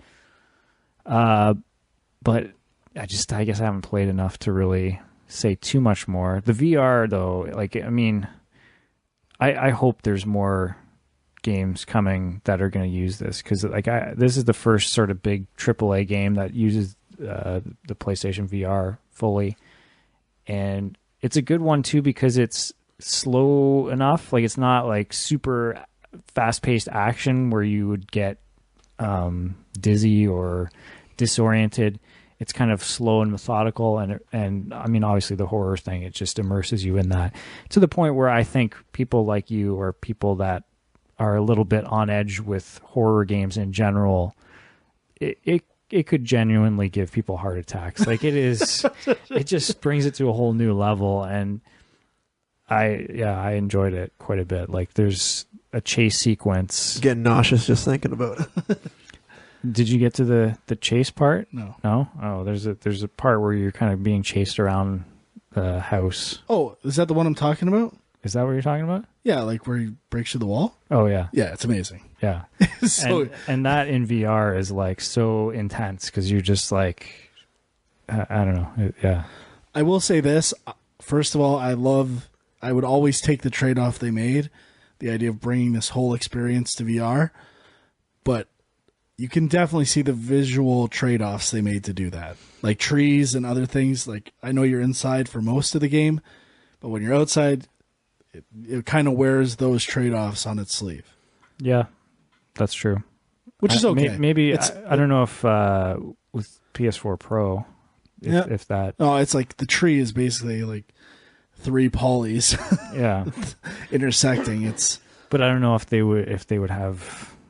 No, I don't think so. No? No. I have a Pro, and I still notice it, so. Oh, well, then I guess that explains it. Yeah. But I love it. Yeah, it's good. I got to go back to it. Too many games came out kind of all at once. And okay, well, let's get into it. I guess 2 big stories here. Which? I guess the first is I have to come clean here. Okay. I've converted. People always accuse me of being an Xbox fanboy. Yep. You had a pretty heavy Xbox phase for the past year or so. I stuck with that Xbox phase real hard and dirty for a long time. And the only reason I do that is because I felt it was the superior product, and maybe superior for me in terms of being a digital game supporter. With VR being added and finally external hard drive support for PS4, I buy everything on PS4. You're not seeing the forest from the trees, man. What? All you're seeing is that the PlayStation 4 actually has games right now. Well, the Xbox literally has no games. There's that. Well, I actually thought, and it seems to be going almost alternate years. Like all of the big Microsoft exclusive stuff comes out one year, then the next it's Sony. They're kind of staggered, which is good. But I mean, specifically this year, the other reason for my conversion, it is the best year for games that I can remember. And like we're only halfway through the year. There are 2 games that were not even on my radar that I would say are up there for like my game of the year already. And those would be Nioh, and I'm anticipating, I got to get further in it. Is it Nier Automata or Nier Automata? I would say Automata. Yeah, I don't know. Okay. I've heard it said about 3 or 4 different ways. Okay, so either way, both of those games are amazing. Now, the reason why I haven't played enough Zelda or Horizon or Resident Evil is basically I was obsessed with Nioh. That's all I played. And I've put at least, 50, 60 hours into this thing. You said you would go online, and that's all I'm playing. Yeah. I love this game, and I don't know if this is a compliment or not. Like, I don't know. It's an RPG with like the story about samurais. It's basically Dark Souls in ancient mystical Japan. Did you ever play Ninja Gaiden? Yeah, it's Similar to Team those? Ninja. Yeah, so it's basically Dark Souls design with Samurai skin. Ninja Gaiden combat. So it's very difficult for me. Some people say it's more difficult than Bloodborne and Dark Souls. It's not for me. For whatever reason, it hits the sweet spot that I think those games do for other people. Maybe it's because I'm familiar with Ninja Gaiden games and I like that really more offensive focused approach to things where I'm dodging and hacking rather than on the defensive. But I love it. The bosses, like visually, and this like the insane concepts that they come up with for creature designs for these bosses blow me away. They are the best. There are these giant frogs, like enormous like white tiger creatures, these weird new like electric lion things. Now we're finding out why it's the best year ever for just games. It's animals, the best, animals, best animals. year ever for creature design in video games is what it comes down to. It is so much fun. I love it. It's the game I've put the most time into in a while. And I'm still not done. And I'm in. I'm finishing this game. I'm platinuming this thing. So this is a PS4 exclusive? Yeah, so that like in terms of the conversion, like 8 that's to 10. PS4 exclusive. Nier, I mean, excluding PC, obviously, is PlayStation exclusive. Persona. And Persona, which I bought, haven't gotten to, and Horizon. Like those are 3. I think there's even a couple more. Yeah, I'm trying to think of some other ones. But it is amazing. I am super impressed, and I'm in. I'm PS4. Change the logo. Put a PS4 in my hat. And So what about Nier? so this is by Platinum. Okay. I don't know a lot about the story, but why I love it is it's kind of a combat shooter RPG, and the camera perspective and gameplay style is always changing. So there is moments where it's a twin stick shooter, top down, and you're doing like Geometry Wars controls. It turns into a side-scrolling shooter at times, like from left to right. It turns into a top-down shooter like 1941 at other times. It turns into a forward-facing shooter. For now, let's just say fantasy, Space Harrier or something. Okay. So the perspective of the camera and how you're approaching combat situations is always changing. And it does it almost seamlessly. There's times where it's a 2.5D side-scroller like Metroid or Shadow Complex, and you're using the same.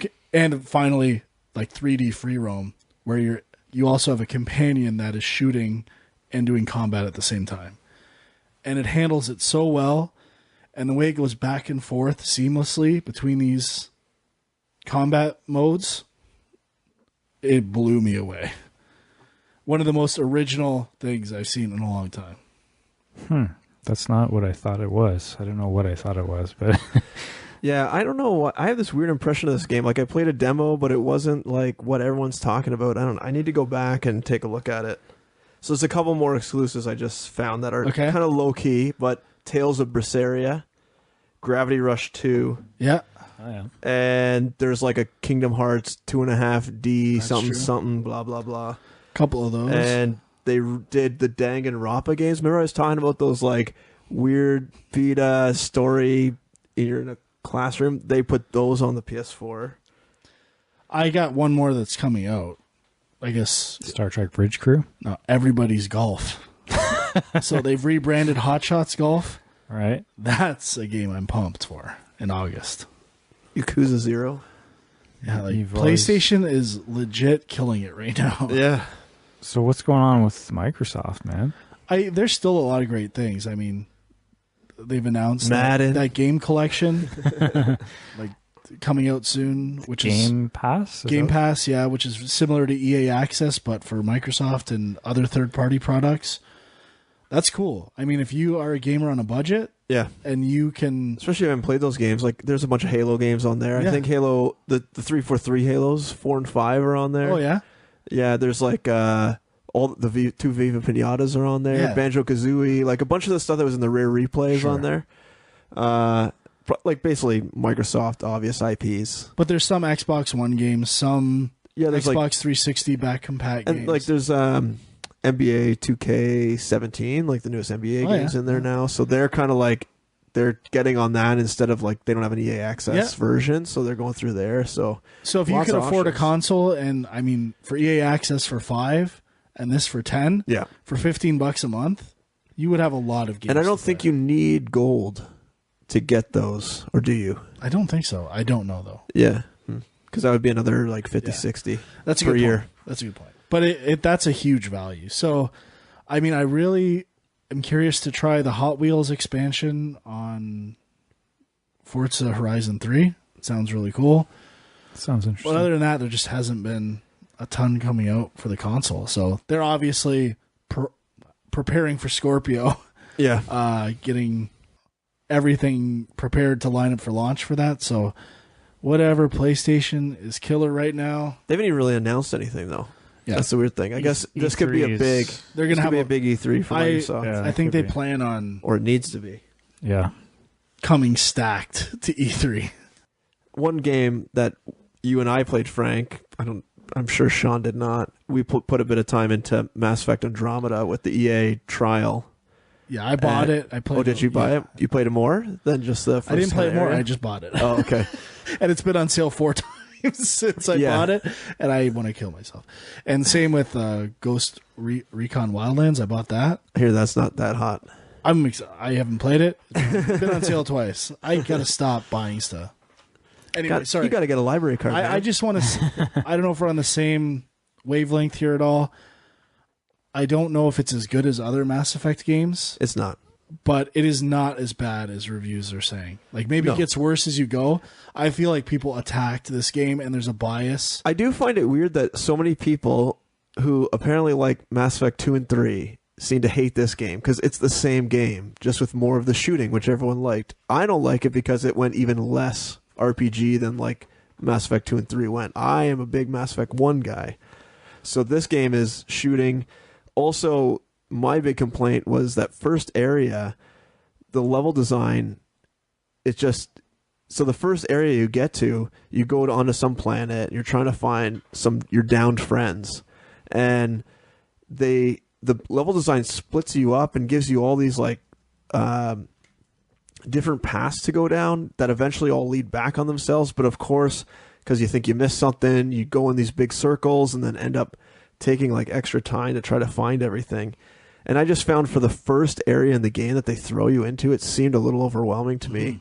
And it seemed like it went down the same route and the same criticism that I have with like the 343 Halo games, is that it became more about just like pure amounts of shooting guys. Just shoot, shoot, shoot, kill, kill, kill, bye, bye, bye. Like, there wasn't enough like downtime. There wasn't any like interesting things to look at, really. They also added like platforming elements, like big jumping, which I don't understand why you want that in this game. Like, I guess they're trying to add verticality, but it just seems like an extra level of difficulty in a game that's not supposed to be about platforming. And I don't get it. I don't get it at all, especially in the first area where you're throwing these like massive pits with like little pillars to jump to. It seems a little overwhelming. Well, everyone, I guess my bias thing I was speaking to more about something you didn't touch on was people were attacking the animation system and facial animations and stuff like that. Yeah, that was a big thing that went viral before the game even came out. Yeah, I don't really care about that. I don't care. And nobody calls out Bethesda games like every time. Skyrim and every Bethesda game. Their dialogue animations are not amazing. Lots of issues with their stuff, yet no one cares. Feels a bit like EA targeting to me. Yeah, totally. And then IGN posted a video. This I was not a fan of. It was a 1.06 patch release, and it was showing what's different between the two. And it felt to me like they were saying nothing's different, right? Like they were feeding this beast of people complaining. But the problem was the before things they were showing, I didn't even see a problem with. Yeah. Like it was like they're just, it felt like they were in sensing or like.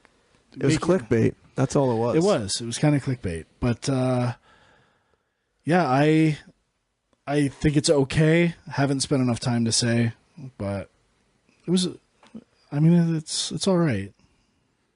Yeah, that's another one that I am tempted to pick up.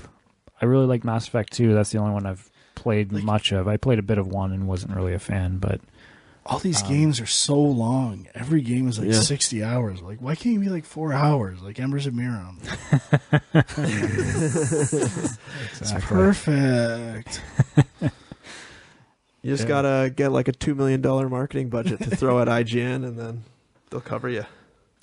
Right. All these big blockbuster games, I mean, I'm sure we've discussed it, but they're just scared to get called out for being too short, not enough value for the money, so they just... The value proposition is kind of ruining games. Yeah. So that was Mass Effect. Was there another one you mentioned? Ghost Recon? Oh, that was Frank. Oh. Yeah, I haven't played it. Oh, I just bought it for no reason. Gotcha.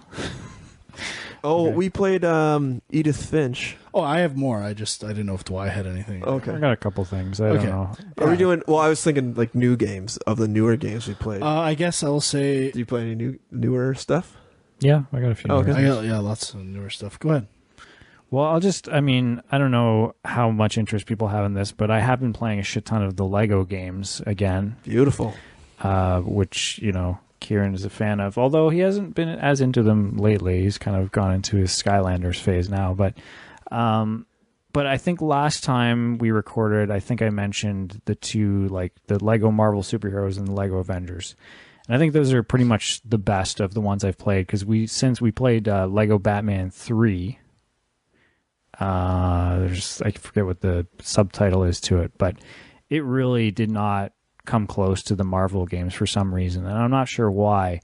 Like, it's very I think it kind of ties into like Green Lanterns on the cover, and it's very cosmic, and there's a lot of stuff that takes place in space, but I just found the levels were not very fun, and as with a lot of these Lego games, just a lot of moments where you kind of get stuck trying to figure out what you're supposed to do next, and I don't know why that needs to happen in these games.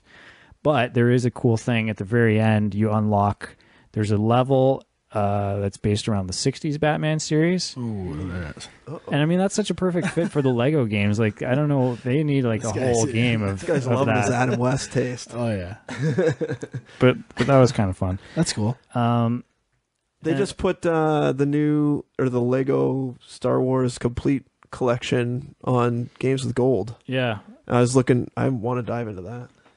I got to play the Pirates Lake. I don't know where that one falls. Oh, yeah, I in forgot about that one. The pantheon of Lego games, but I think that's one of the better ones. I actually did buy that just before it came out on Games with Gold, so I was kind of pissed about that. But yeah, it's pretty good. Did you play Force Awakens Lego? No, I haven't played that one yet. That's one of the newer ones, so I assume I think it got pretty good reviews. I'll do the only other one I'll mention, which is actually a very different one. We played Lego Worlds. This is the Minecraft-inspired Lego game, which kind of came out very little fanfare. I wasn't really reading any reviews. Nobody was talking about it, and it was only $30, I think. And I don't know if that's because they have to compete with Minecraft, which is, I think, pretty cheap to buy. But I was like, $30, why not? And so then we started playing it, and this was in early access on Steam for like a year or something, I think. So I would have assumed by now issues mostly should be ironed out. But I know where this is going. This game was buggy as hell. Like, we just kept coming across things that, like, we barely got out of, like, we're still kind of in the tutorial type stuff where, like, what it is you start off on a planet and they give you a couple things you have to do to collect gold bricks, and once you get enough, you can go to the next planet. And there's certain tools you have, so you can build stuff, and you can copy things that you find in the world, and eventually it gets to a point where it's like Minecraft, and you can just build whatever you want. But it's a little bit more focused. Like they guide you along and give you quests to do and stuff. But like even the first planet we were on, we got all the gold bricks, and then we would try to go to the ship to get off the planet, and we could not trigger the ship to open up to let us leave the planet. And just really confusing UI stuff, and like stuff where I'm like, am I doing something wrong, or is this a bug? And like multiple things happened, and there was like a couple quests where we did what we were supposed to do, and it didn't actually detect that we completed it. And so kind of got frustrated with that and haven't really gone back to it. But in theory, I think it could have been fun and kind of a different type of Lego game. So kind of disappointed with that one. And then Lego Dimensions still going strong. Played a bit of the Lego Batman movie pack for that, which is pretty good. Is that canceled now, or was that the other, whatever you call it, live to whatever you call it? Yeah, it's like Skylanders or whatever. Yeah, what do they call that? Live to play or something? I don't know. Anyways, is that one canceled? Toys to Life or something? Toys to Life, yeah. No, it's still going. It's just, so the game came out, and then they've been putting out, like, they have little level packs you can buy, and then they started putting out almost like full game add-ons. Major so it's expansions. Like multiple levels, and they I think they had one for Fantastic Beasts and Where to Find Them.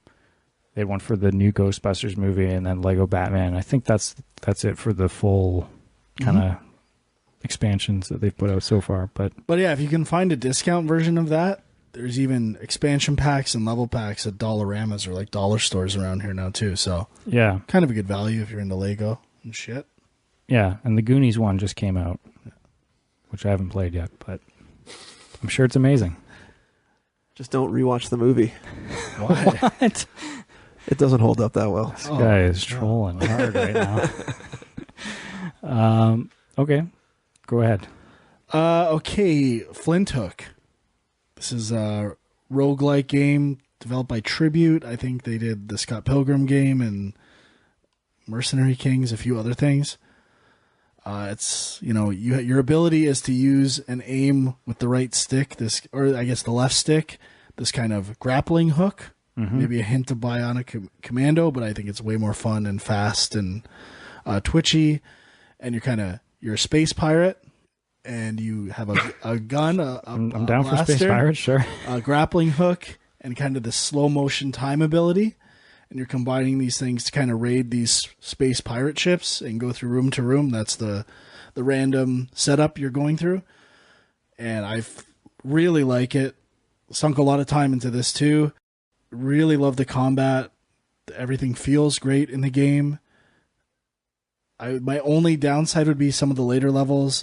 The level hazards, like there's spikes and floors that are tough to see and kind of frustrating at times. But the leveling up and progression element of the roguelike is really good, and love the music. I think you'd love the tunes too. Yeah? Oh yeah, it is good. It is another of, like, I already have a top 6 for, like, end of the year, basically. Wow. Yeah. And Fractured But Whole hasn't even come out yet. And I guess briefly, I'll say NBA Playgrounds, which is the new. It's NBA Jam. It's not a direct like lineage of NBA Jam. I think it's a new company that is trying to work in the genre. So it's just inspired by. It's not. It's the same thing. 2-on-2 basketball. Okay. I am not crazy about the art style. I actually like prefer the NBA Jam one that came out for Wii and the last generation consoles. I think it looks better. Some people like it though. It's kind of cartoony and exaggerated. I like the kind of weird, realistic look with the big heads of NBA Jam. The photos like on planes. It's pretty good, but there's a huge flaw in that the shooting mechanic. You are basically have to release at the peak of your jump to get it right. If you do, you actually get an extra point for a perfect shot. Extra point? Yeah. What? Like, this starts to create problems. and you also, when you do it, like, every person's shot is different, and you, like, don't know where that is. And I'm okay with that from the actual jump shot, but it plays into layups, too. Like, a layup is now as hard as a three-pointer in this game because you don't know when to release on a layup. And if anything, I would go as far to say a layup is harder than a three-point shot because if you, like, they're more awkward because they're doing finger rolls and like an apex of a jump is not clear. Yeah. That is brutal. That is honestly needs to be figured out or some kind of HUD element to help you. I don't know how this is getting the reviews it's getting. It's a big problem. What are the reviews it's getting? Like 7s, basically. So worse than a 7 for you? Yes. Okay. If they fixed the actual like basic principle of shooting or informed me as to how I need to shoot, it would go up. It would be like 7 or an 8. No problem. Except out of all the teams, it's not like every team has the same amount of players. You open card packs. It's one of those things. The Pelicans only have 3 fucking players. They have the least amount of players of any team in the game. So, of course, my team gets shafted yet again. Bullshit. I got to keep going. Briefly, I'll say Wonderboy remake. Played it a bit. Thought it was really good. And like the seamless switching back between new graphics and old graphics and soundtracks, it's a cool effect. And haven't played more than an hour and a half or so, but it's cool. I'm down with that. The Disney Afternoon Collection. Mm-hmm. Played it briefly. Was kind of impressed. Yeah. The rewind mechanic is great. It's very responsive and quick and easy to kind of reiterate on things. And the presentation, menus-wise, colorful, high-res, was fantastic. See, that's one. Like I'm sure I'll pick it up eventually, but it just kind of seemed like a high price point for something that they didn't add much to. Although I guess the rewind we need to mechanic talk was something. about this, all right? What's that? In Canada, it's a bit more with exchange. Mm-hmm. $20 is not a lot. Well, We pay the price almost point that much to go to a movie. That's or a good to point. and we definitely pay more than that to buy Blu-rays we never watch. The $20 is the new price point for indie games. It used to be $10. Mm-hmm. I still haven't adjusted. What can I say? I mean, these are old games that I've played before, so I'm not in any hurry to revisit them. But I don't know. I like the games. I just, a lot of these games, they at least will, as you just mentioned with Wonderboy, they'll upgrade the graphics or they'll do something to them. Wonderboy's graphics are sweet. Do you want to talk together about what remains of Edith Finch? Yeah, let's do it. Go ahead. Well, this game is just kind of like a walking simulator, quote unquote. But in this game, you're you're a girl returning to the house she grew up in and trying to figure out what happened to each member of her family. And it's a very strange family. Very strange family. All of which have kind of had weird circumstances to their death or died young. Mm-hmm. Yeah. And you're unlocking the memories of these deaths. Yeah, that's right. You're kind of exploring the house, and each room represents a memory you're unlocking. And each death dream sequence recreation has a different gameplay idea. Yeah, basically. So each one has either a different style or a different way to control within it. And I must say, I really enjoyed that aspect of it, and they did a really good job telling the story and leading you through this environment. They use the placement of text. So each time the main character talks, the captions or dialogue is displayed in the world somewhere. Well, most times, sometimes it's just at the bottom. But and the neat thing is that as you're exploring this room and you pass by items of interest, it'll comment on it. It'll pull the camera into it. But then once you're done that, after it does its first little preamble on that item, it actually will place text down the hall or on the next door to lead you in the direction they want you to go. And it's a really seamless way to guide the player through the world, because you're listening to that text anyways. It's almost like an audio log that shows you where to go as it's telling you, without actually just saying, like, go up and turn left or go to the library. And I found in some of the gameplay areas, the text kind of becomes interactive too. It's kind of cool. Yeah, that's right. So there is like really neat gameplay in that regard with the text. And also there's one in particular where they kind of take on this horror vibe and put a whole new skin on the game. They kind of do a cell shaded view of the game, and that was really neat. How they totally switched it up and did this like 80s kind of like retro horror version of the comic story. Book, and features licensed music, the Halloween theme itself, but the Horror Master. It's pretty good. It's cool. Yeah, I really enjoyed the different aspects. It seemed like this game was getting quite high reviews. I mean, we've been pretty critical of walking simulators in general. I would say this game is probably my favorite walking simulator I played. Yeah, I guess personally I wouldn't put it in the same category as walking simulators. Yeah. The hub is kind of a walking simulator, but each memory or dream, whatever you want to look at it as, has a unique gameplay mechanic. Yeah. And like intuitive controls, or you're discovering the controls as you go. Mm-hmm. Some are better than others, and some really enhance the story and the idea within that dream. The highlights for me, the fish cutting, working the fish plant. Yeah. So your daydreams in your head are overlapping with the mundanity of your job is brilliant. Like it really was. That is amazing. The bathtub one I really liked as well. Yeah. That one was pretty powerful for me too, because it has to do with a baby. So obviously people can guess where that's going if everyone dies. You would know that at this point in the game too. Right? Yeah. Each thing you're in, the person is yeah, exactly. But it's only 2 hours long, and I would recommend people pick it up if they even just briefly would consider a walking simulator, because this game is definitely worth your time for the 2 hour mark. I still think it's beyond a walking simulator in the realm. Agreed. And I would say the reason why a game like this to me is successful versus Gone Home is that this game embraces its story out of the beginning and is exploring the themes of that story right out of the gate. Mm-hmm. Where Gone Home is almost holding its story back for shock value or to keep you guessing.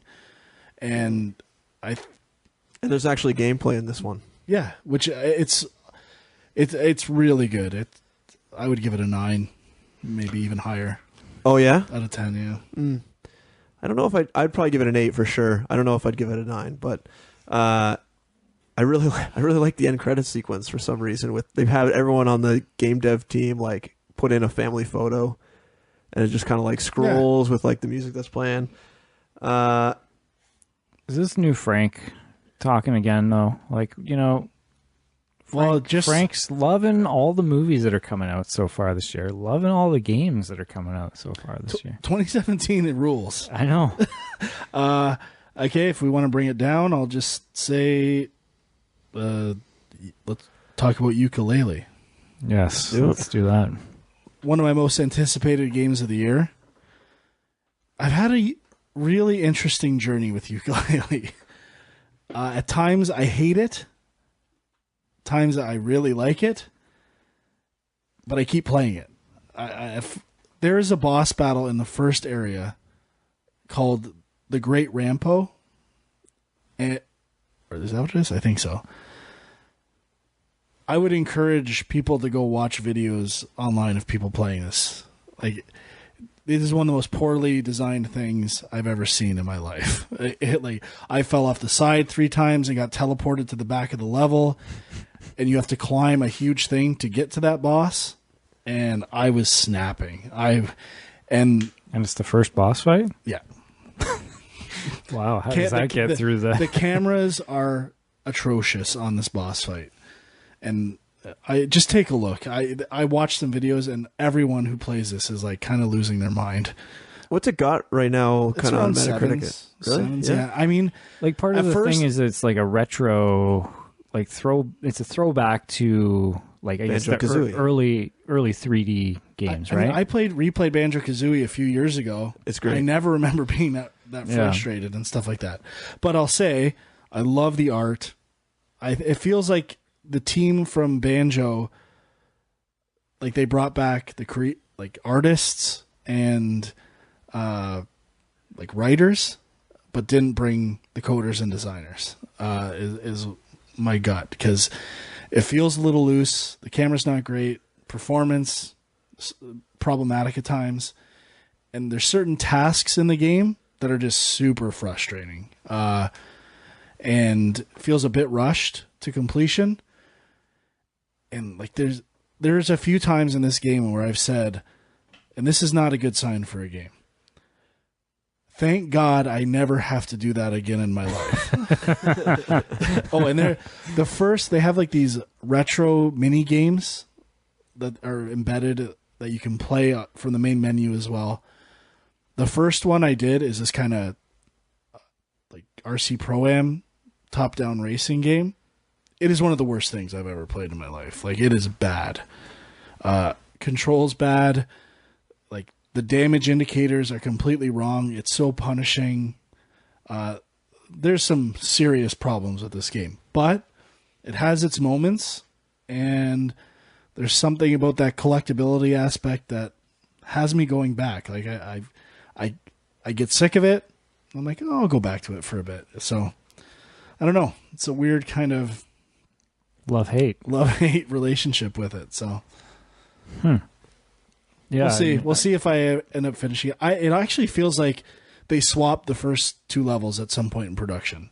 Like the second one, when I got to it, made more sense. It was a little more approachable, easier. I find the second level easier, and they don't share a lot of design elements. Like, they are almost interchangeable, I think, unless I'm missing some things. So I think the first level looks better, and maybe at some point they decided to flip them. Pure speculation on behalf of myself. Interesting. What do you got, Dwight? I only have one other thing that I'll mention. 2 things. I'll mention briefly Human Resource Machine. Either you guys played this? No. So it's out on the Switch, but I think it's like also out on tons of other platforms right now. And actually, I think it's on sale on iOS right now. I've been playing it on iOS. Basically, it's programming. Oh, what a joy! But it's interesting. Like I'd be curious to like. Some people at work got me into the game, and they're all programmers to some degree. I'd be curious what a non-programmer thinks of this game, because what it is essentially teaching you like assembly language. You know, like the idea is you work in a factory, and they'll give you like a task. Like you have like 2 conveyor belts. One's your input, one's your output, and it'll be, you know, for everything that comes from the input. Take it and divide it by 2 and then put it in the output or something like that. and then they give you certain operations you can do, and it's usually not like you can't just divide. Like you can do a jump, so you can create loops with a jump. Mm-hmm. You've got like a bump, so you can like increment by 1 or 2, or increment by 1 or decrement by 1. What else? Like, I don't know. They keep adding new commands as you go, but it's taking things down to the barest of essentials of what programming is.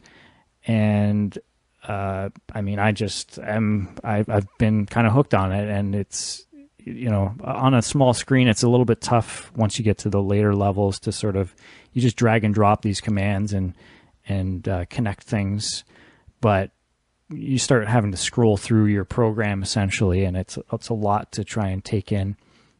You know, you can, at some point they let you add comments and things. So clearly you can see how complicated it gets. I'm out. You lost me at commenting. I haven't used the comments yet, but maybe that's a bad thing. But it's fun. And, you know, if you're into puzzles or logic stuff, it's worth checking out, I think. Sounds cool. But if you're not a programmer, you know, there's certain people I think that would just, like, after a few levels, they'd be like, I'm out. I have no idea what's going on here. So the other thing, Mindfuck of the Month. Oh, boy. I don't know if this one totally fits, and I actually didn't think it was a great game, but I did download the Psychonauts VR game, Psychonauts in the Rhombus of Ruin, I think it's called. And I really liked going back into the world of Psychonauts. But the game, so the way it works is you kind of are able to take over other people's minds and other creatures' minds. So you kind of are fixed in one spot, and you can kind of look around like the entire world. And you can kind of pinpoint something and then send your consciousness into that person or object or whatever it is. And that's the main mechanic of the game. And there's a little bit of a story being told, and there's puzzles that you have to solve by doing that. So you might have, you know, you're inside a submarine or something, and there's a fish swimming by outside the window, and you can kind of turn to look at the fish, take over the fish, and he has a different vantage point and can see some other thing that you need to have access to, and it just kind of builds on that. And there's not really that much more to it. I think it's a pretty short game, and I didn't finish it, but I think I got close to the end. And you know, if it didn't have the Psychonauts name on it, I don't know that I would be playing it. I don't know that a lot of people would be that interested in it. But you know, the characters are fun, and some of the writing and dialogue is amusing. And you know, again, it's, I guess, an interesting use of VR, but it's certainly not. It's not a killer app for PSVR, as it were. It's no Resident Evil 7. No, it's just kind of a fun little diversion and interesting experiment. I think that they are working on Psychonauts too, if I'm not mistaken. So this is kind of a little bridge kind of thing leading into Psychonauts. I think, I don't know if it was just when you first bought it, but you got Psychonauts, the original, for free or something? Yeah, I think there was some kind of deal with that. You're right. That's it for me, though. I'm done.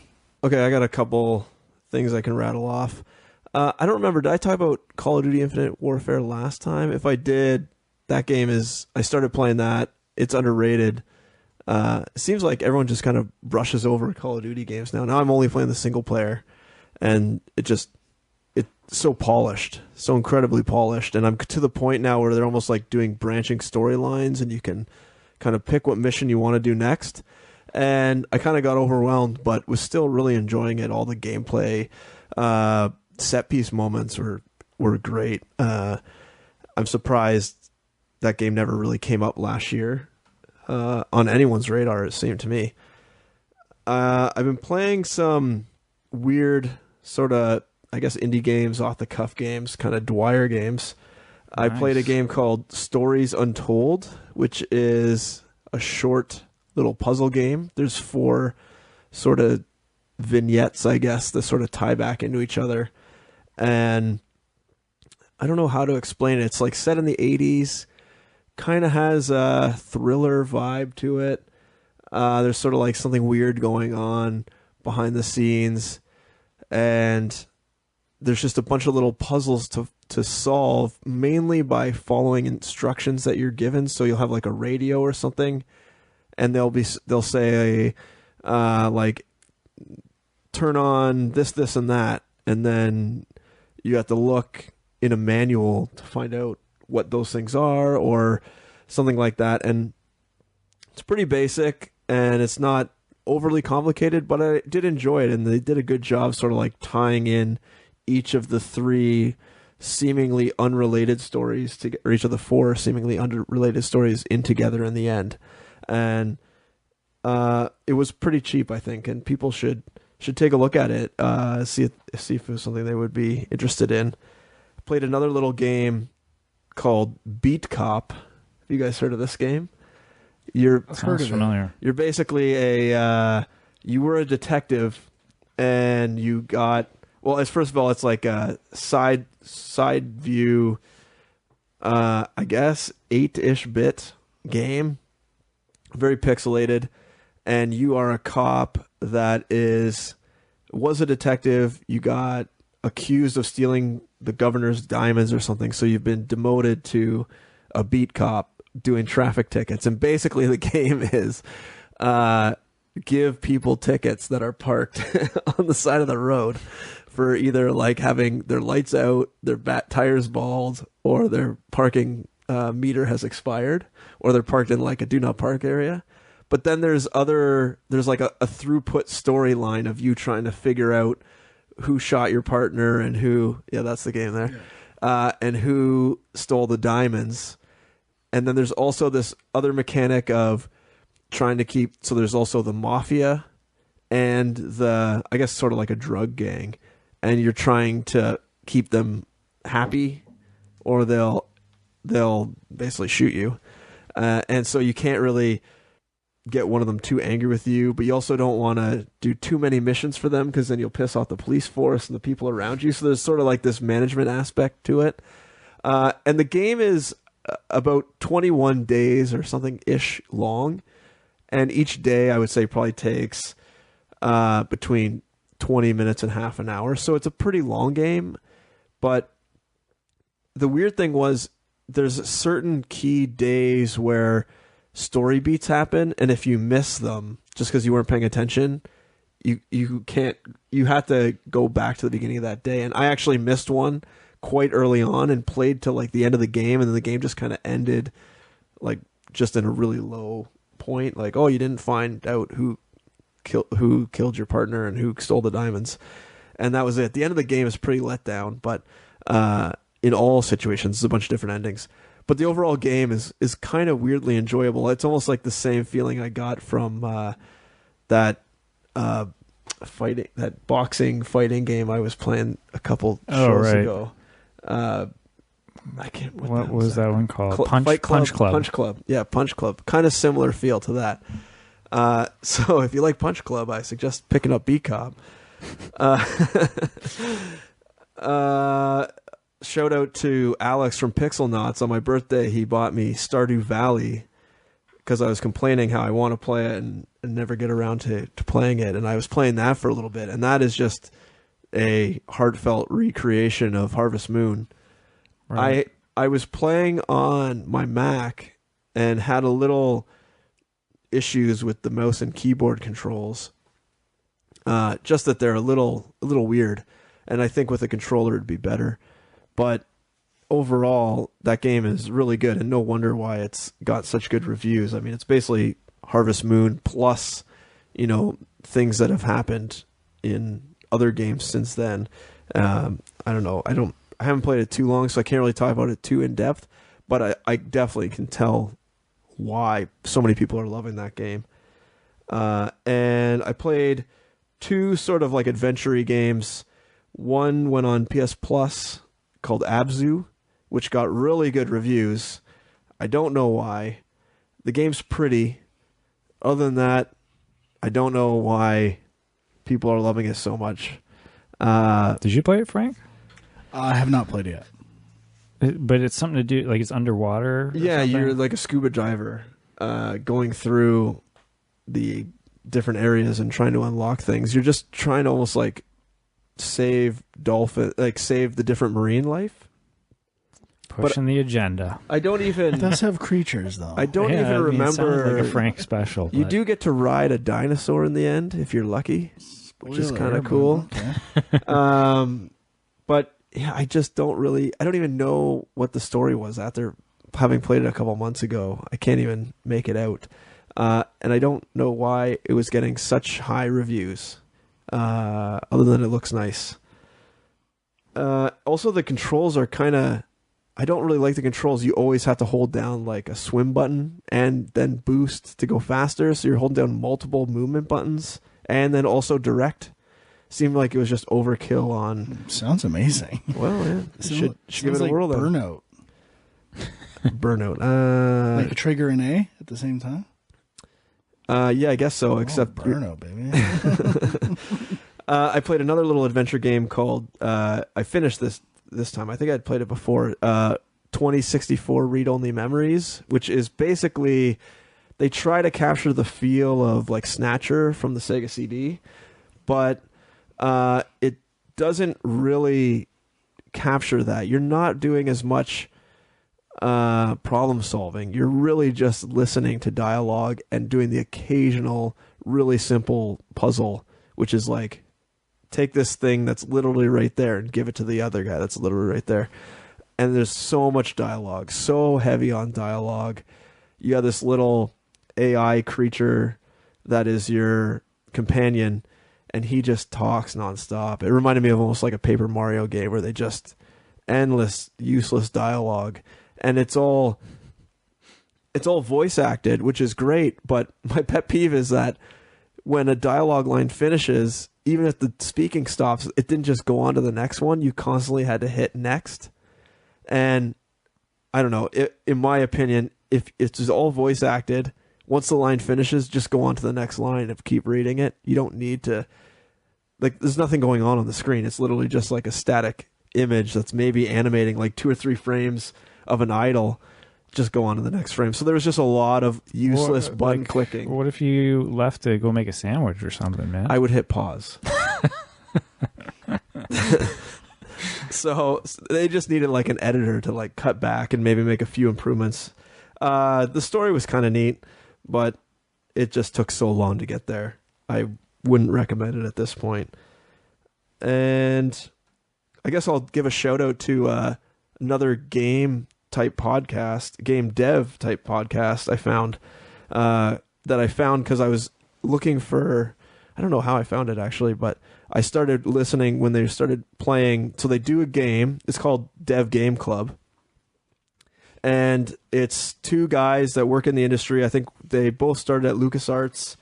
Now they work, one guy's like contract work, used to be at the Bethesda. The other guy I think is at, I think 343 Studios.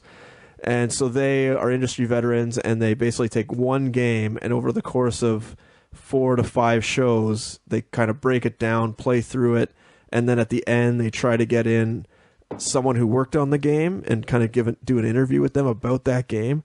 So I started listening, and they were doing Link to the Past, Zelda Link to the Past. So I started trying to play through with that and them, and I fell off super early because I have no time.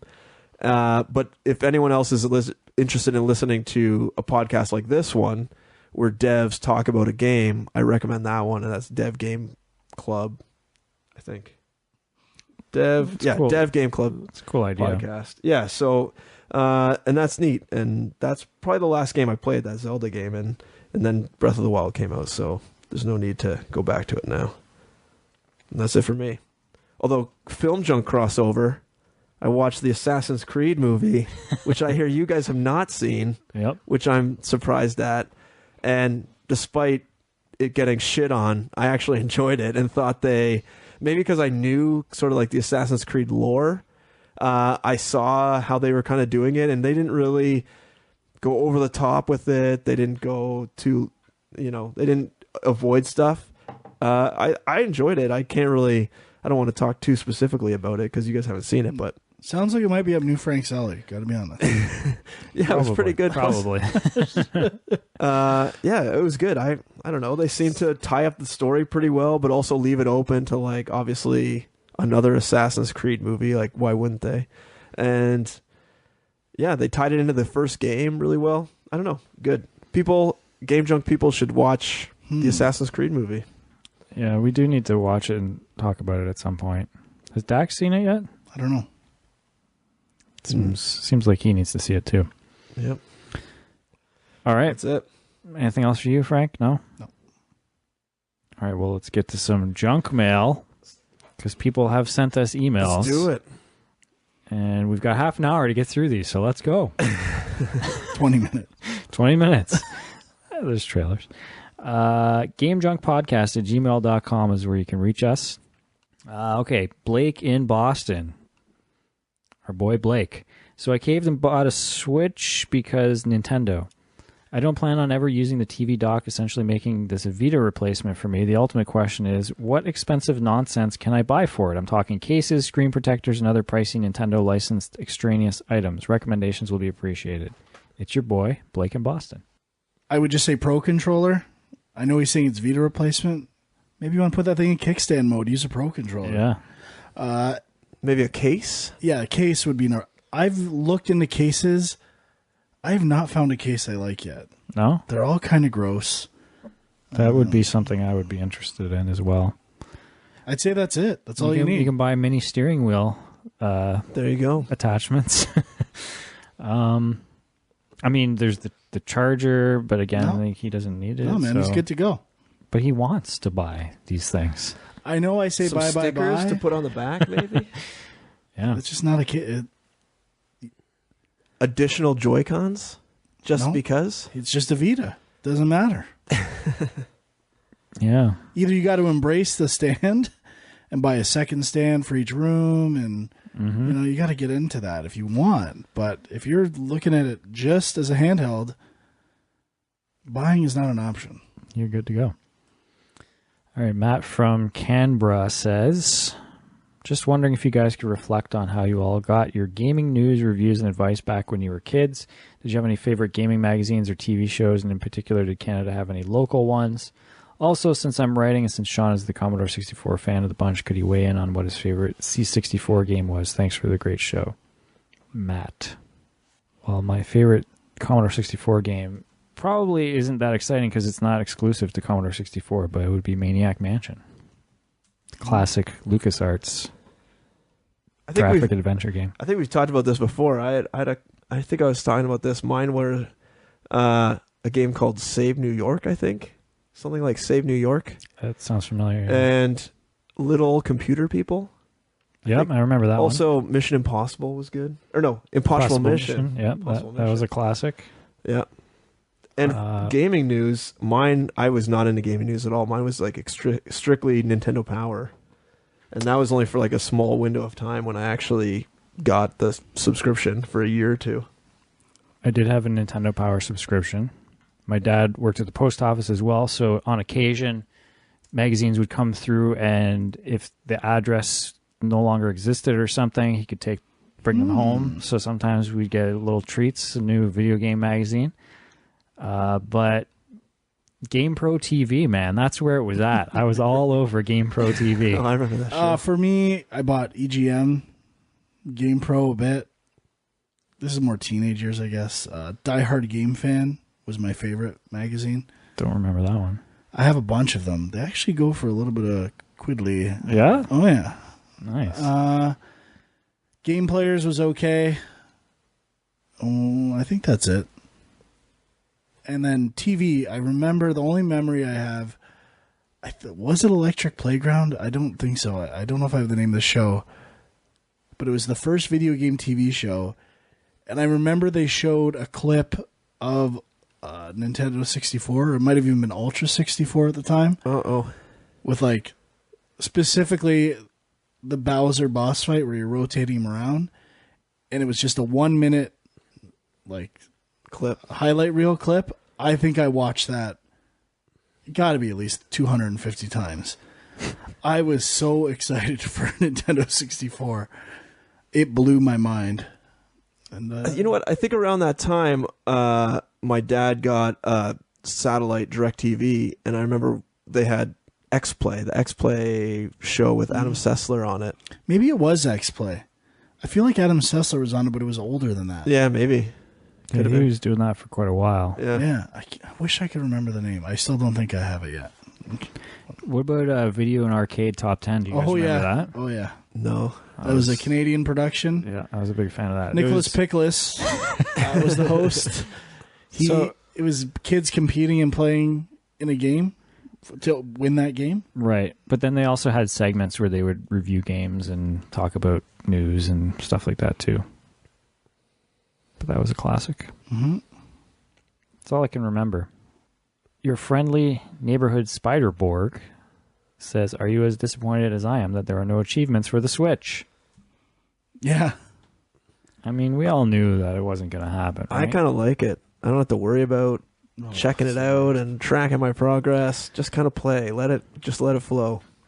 But, I mean, here's the question. If a game comes out, you can get it for the Switch or you can get it for PS4 or Xbox One. What would convince you to get it for the Switch?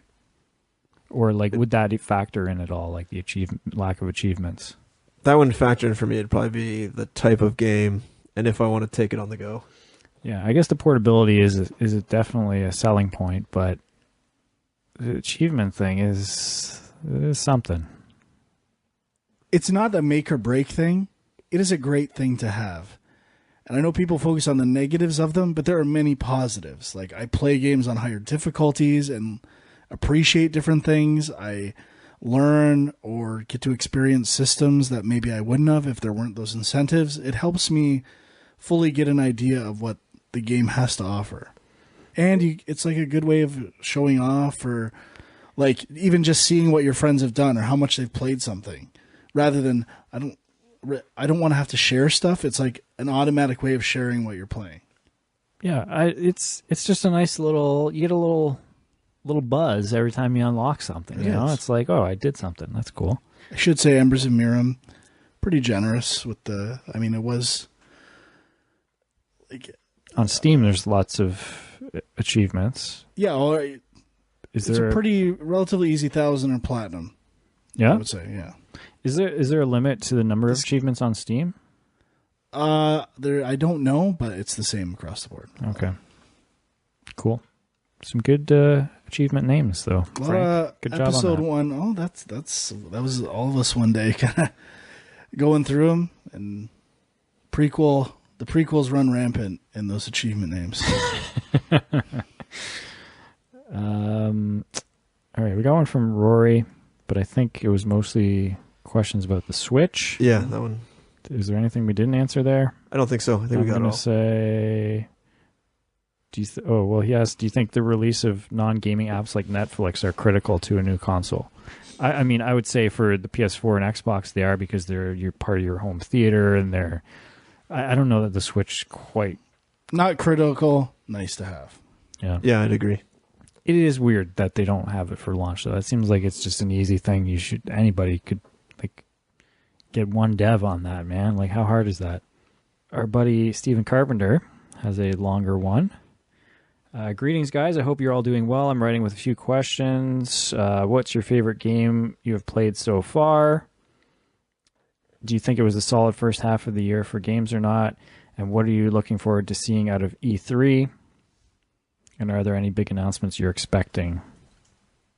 I think that's... Well, we can start there. Stuff. I would say my favorite game so far is Horizon. Maybe Horizon, I guess. I have to go with Nioh at this point.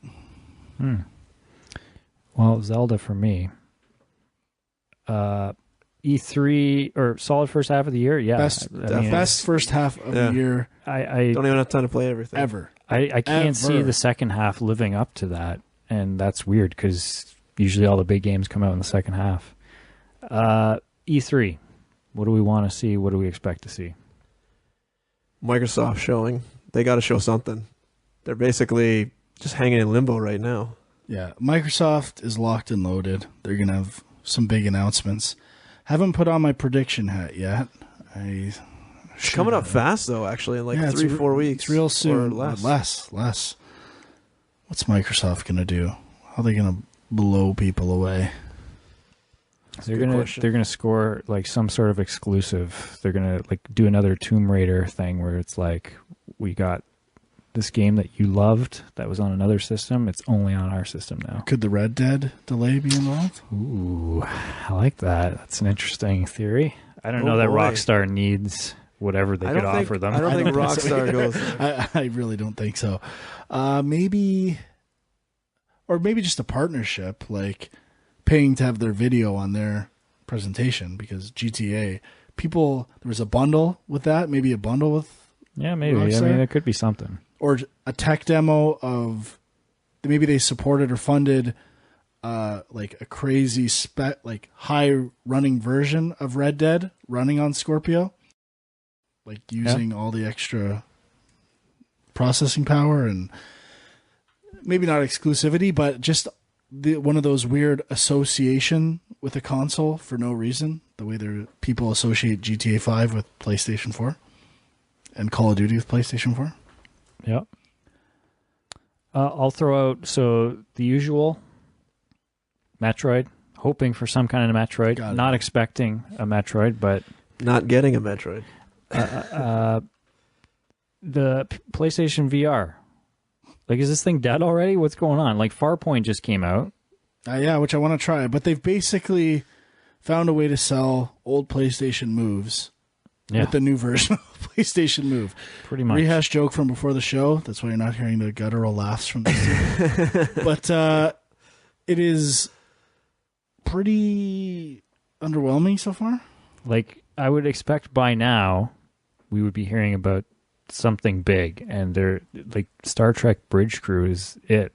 Like, I don't know, man. Uncharted VR? Maybe.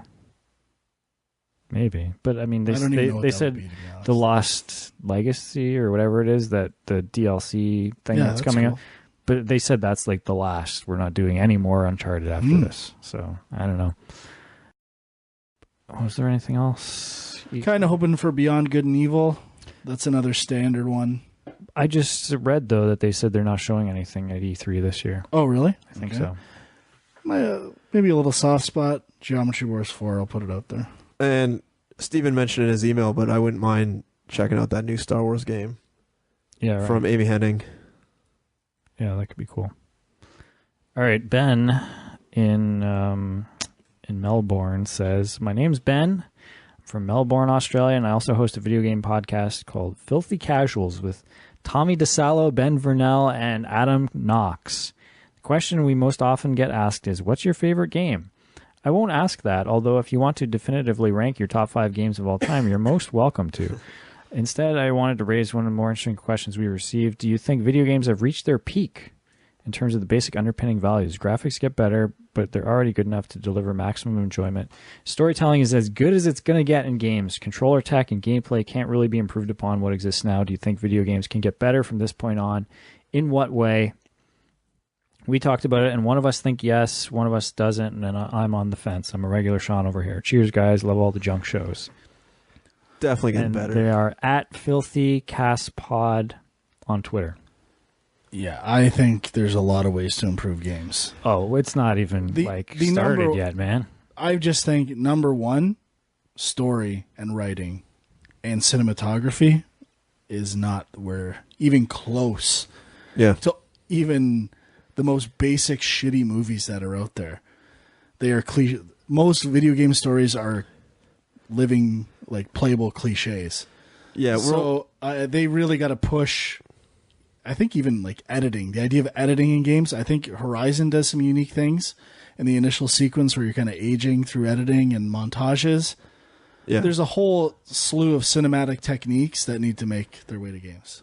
I think also with the rise of like the free engine revolution we're in right now, like there's going to be a lot more gameplay iteration of people trying new things, because like we've been talking about, the market is just so saturated with games right now. To be able to stand out, you got to really bring it and show something different or something new or some new art style, some new like I don't know, you just got to stand out somehow. And it's so hard to make your game almost just can't be good anymore. It's got to be great, or it's got to be unique. And there's just so many things, like, and as processing power continues to go up, you know, these teams like Naughty Dog are going to keep pushing the limits. They're going to, you know, more tech, more particles, more lighting. You know, as 4K improves, it's going to get even more gorgeous. Whereas the power gets there, 4K is going to get even more gorgeous. You know, better AI. As the tech power goes up, the more numbers you can crunch for AI will make it better exponentially. He's always on his AI kicks. Oh yeah. How'd that cloud computing AI work out? I haven't heard too much about it. Yeah, I don't know why no one's using that. It's so strange. But there's just so much stuff, but it just takes a lot of money, right? And the teams that are making these games I just talked about with the free engine revolution, they don't have that kind of money. You need a Sony, you need a Naughty Dog, you need these big teams with the Assassin's Creed teams. You need those teams. Those are the teams that are going to be pushing the envelope in that way, in the tech way. And then it'll be the like storytelling and cinematic stuff Frank's talking about are the small teams, I think, in the gameplay little iterations. I think the big teams would just be throwing tech at you. Yeah. And that's how they're going to get you. I get what they're saying, though. I find games have become, especially AAA games, a little formulaic. A little stale. Like maybe you're debating between a third person or first person perspective, exploration, open map, Yeah, but I mean, it's all those games cost RPG so much money. Elements. They cost so much money to make that they have to make something that is similar to something else that was successful. They can't afford to take the risk, right? It's the same place they're kind of at with movies now, but the indie stuff is still cutting edge, still trying new stuff. And we just mentioned VR. Like, VR is still like the new frontier. And even though it feels right now like they put all this tech out there and nobody's doing anything with it, there's so much money being sunk into it right now. There's no way that's not going to come back in a big way. I'd be very surprised if it just dies on the vine, as Jay likes to say. Okay, Phil says, hey Junkers, questions for everyone. Number one, Frank, did you get a Switch, and how many times did you flip-flop between loving and hating it? Twice a day. Sean, do you think you'll purchase two of the same console to not share with your kids? Gotta admit, the Zelda thing, Kieran picking up the Switch and wanting to play Zelda is a real pain in the ass because, you know, he'll break weapons and like just all that stuff. But get him his own profile. It does have profiles, so I guess I'll have to set that up. Huck, what is the worst video game you've ever played? Yeah, I can't think of it off the top of my head, but it's got to be something PS1 era, when they were trying to figure out the third person controls, or maybe even an N64 game before you had the second right stick to control the camera, and the 3D cameras people were just trying to figure out how to actually control them and use them. But I can't think of anything specific. Yeah, I mean, that's the stuff that is definitely dated the most, I think. Yeah. On the off chance that Reed is there, do you even play video games? Well, he's not here. He does play games, but... Well, it's Family Guy. That's right. Mobile games. Yeah. I mean, he has some consoles, but, you know, he's like a few generations behind. Whatever's in the bargain bin. Love the show, guys. You should do more often, Phil. Okay. This one is from PX Best. Hey guys, long-time listener, glad to see you're still at it. I'll get right to the question. I know you stay busy with full-time jobs, watching tons of films, and of course gaming in your free time. I myself am a new father, and I'm trying to find that balance of still finding time for my love of film and games. Late-night Breath of the Wild sessions are life, while learning the ins and outs of fatherhood. My question to you is, if you're a parent, how did you find your balance? Not super game-related, I know, but I figured you guys could understand how I feel at the moment. Thanks for all the free entertainment. PX Best. Well, you got to make sacrifices. Yeah. And for us, I don't know, for me, like, gaming is definitely taken more of a back seat. But I still try to fit it in as much as I can. For me, it's been mostly Madden. I play a lot of Madden still, but other games do crop up. I try to play.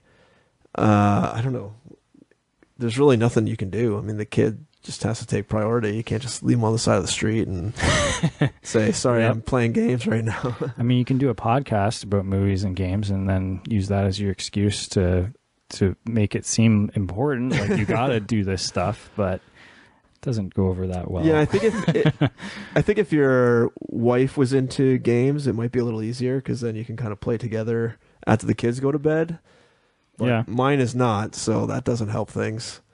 And Sean, yours isn't really, is she? No, I mean, she's into movies, so we watch that helps. movies. Yeah. But yeah, I mean, I would just say I'm definitely gravitating more towards shorter games. That's always a nice thing because then I can, I'm doing I can the actually same. get through it.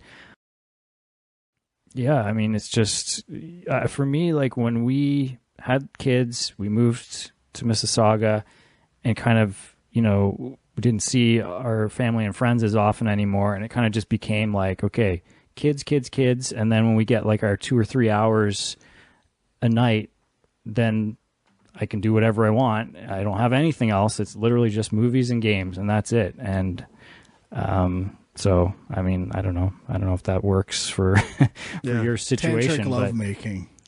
There's that too, but We don't have time for that shit anymore. but yeah, I mean, it's just I literally do nothing else. So that's, I guess, where my sacrifice is. Okay, Bob says, I just now got a PS4 in the past couple of months, and I have loved Uncharted 4, MLB The Show 17, and Inside. Are there any games from the first 3 years that are must-haves or plays? I just bought The Last of Us Remastered. Been listening for years. Can't remember which PS4 games besides the Naughty Dog stuff you guys raved about. Apparently this shit goes in one ear and right out the other. Still love it, though. Well, Naughty Dog, you got Uncharted, obviously. Well, he said he did Uncharted 4, he but does you have could do the Uncharted 4. collection. You could get the collection and play the other games. He said Last of Us, definitely play Last of Us. You pick that up, play it. If it depends. If you have other systems, it sounds like you probably just have a PS4, if I recall from previous emails. Bob is kind of fallen out of gaming and now obviously just getting back in. So if you don't have any consoles, I would say pick up, depending on what you like, I mean, The Witcher 3, incredible game. GTA 5, if you haven't played any games and you like that sort of super violence, really good. Phantom Pain, which is Metal Gear Solid 5. Horizon, Killzone, No. depending on your shooters. That's not.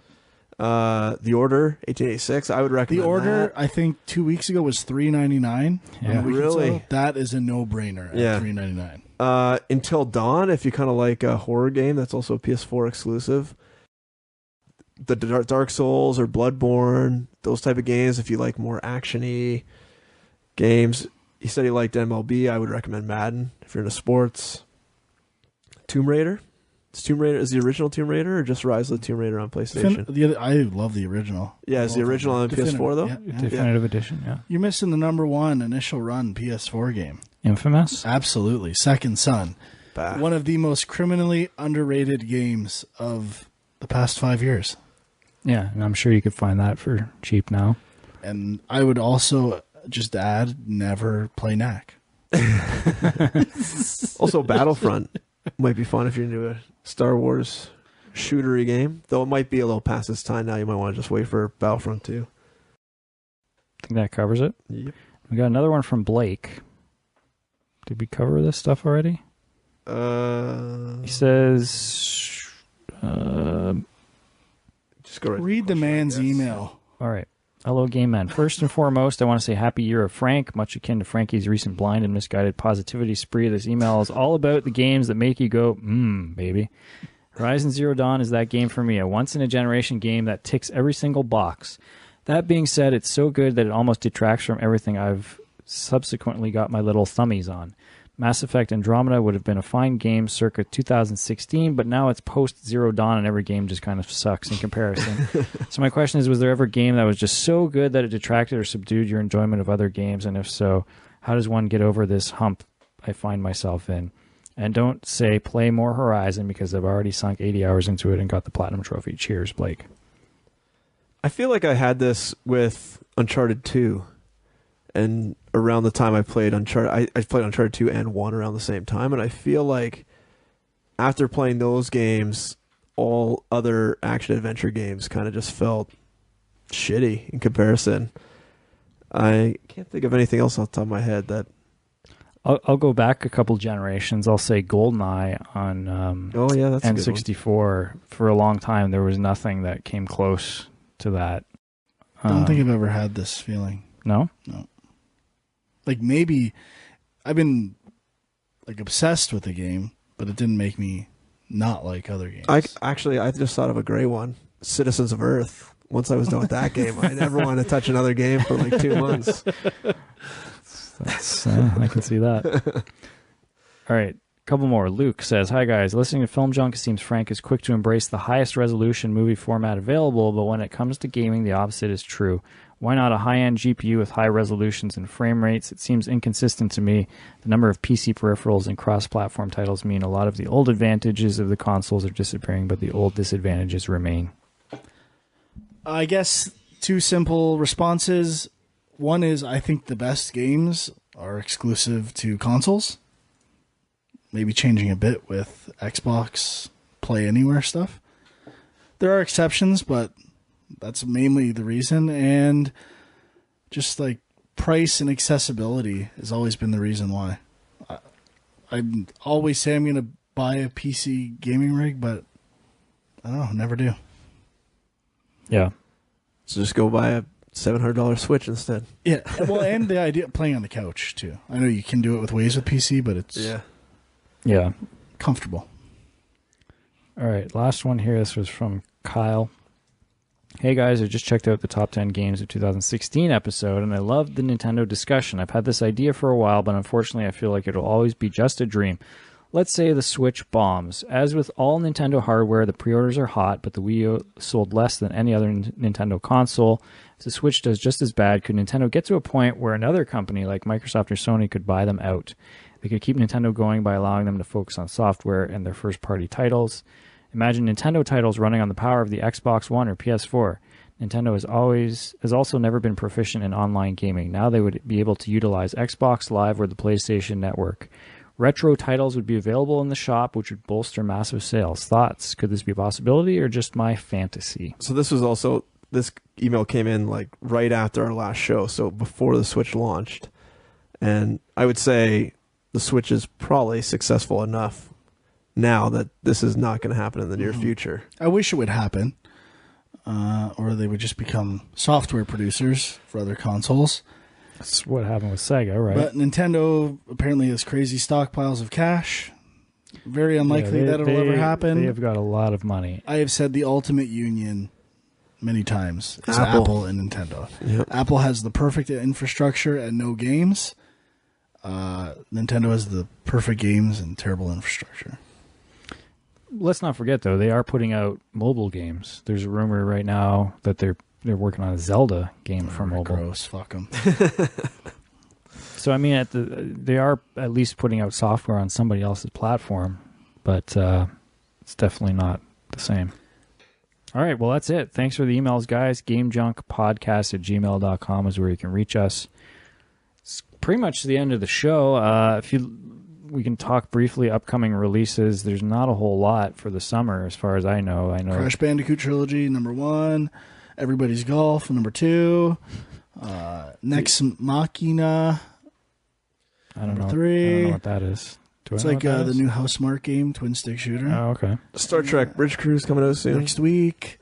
That's May 30th. The Friday the 13th game It's gonna be a piece of shit. comes out Don't this worry about it. week. It sucks. Tokyo 42, May 31st. Tekken 7, that? June 2nd. Who cares? ARMS is June 16th. Fuck Splatoon 2 is July 21st. Rehash bullshit. And then probably the 2 biggest games of the summer, both on August 22nd, Middle-earth Shadow of War and Uncharted The Lost Legacy. Oh yeah, that's pretty good. So That's pretty good. looking forward to that. Yeah. And hopefully we'll have that's another episode out soon. Yeah. Embers of Miram special. Yeah. Yeah, so keep an eye out for that. Anything else we need to say? No.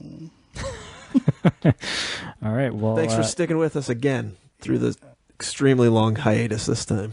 Yeah. So facebook.com/GameJunk, at GameJunk Podcast if you want to keep up with some news occasionally. You can also follow us all on Twitter at My Angry Commute and Equilibrium Sis for my work stuff. And at Dirty Frank with 3 Hours in Dirty, and I'm at Film Junk. Till next time, we'll see you guys later. Bye-bye.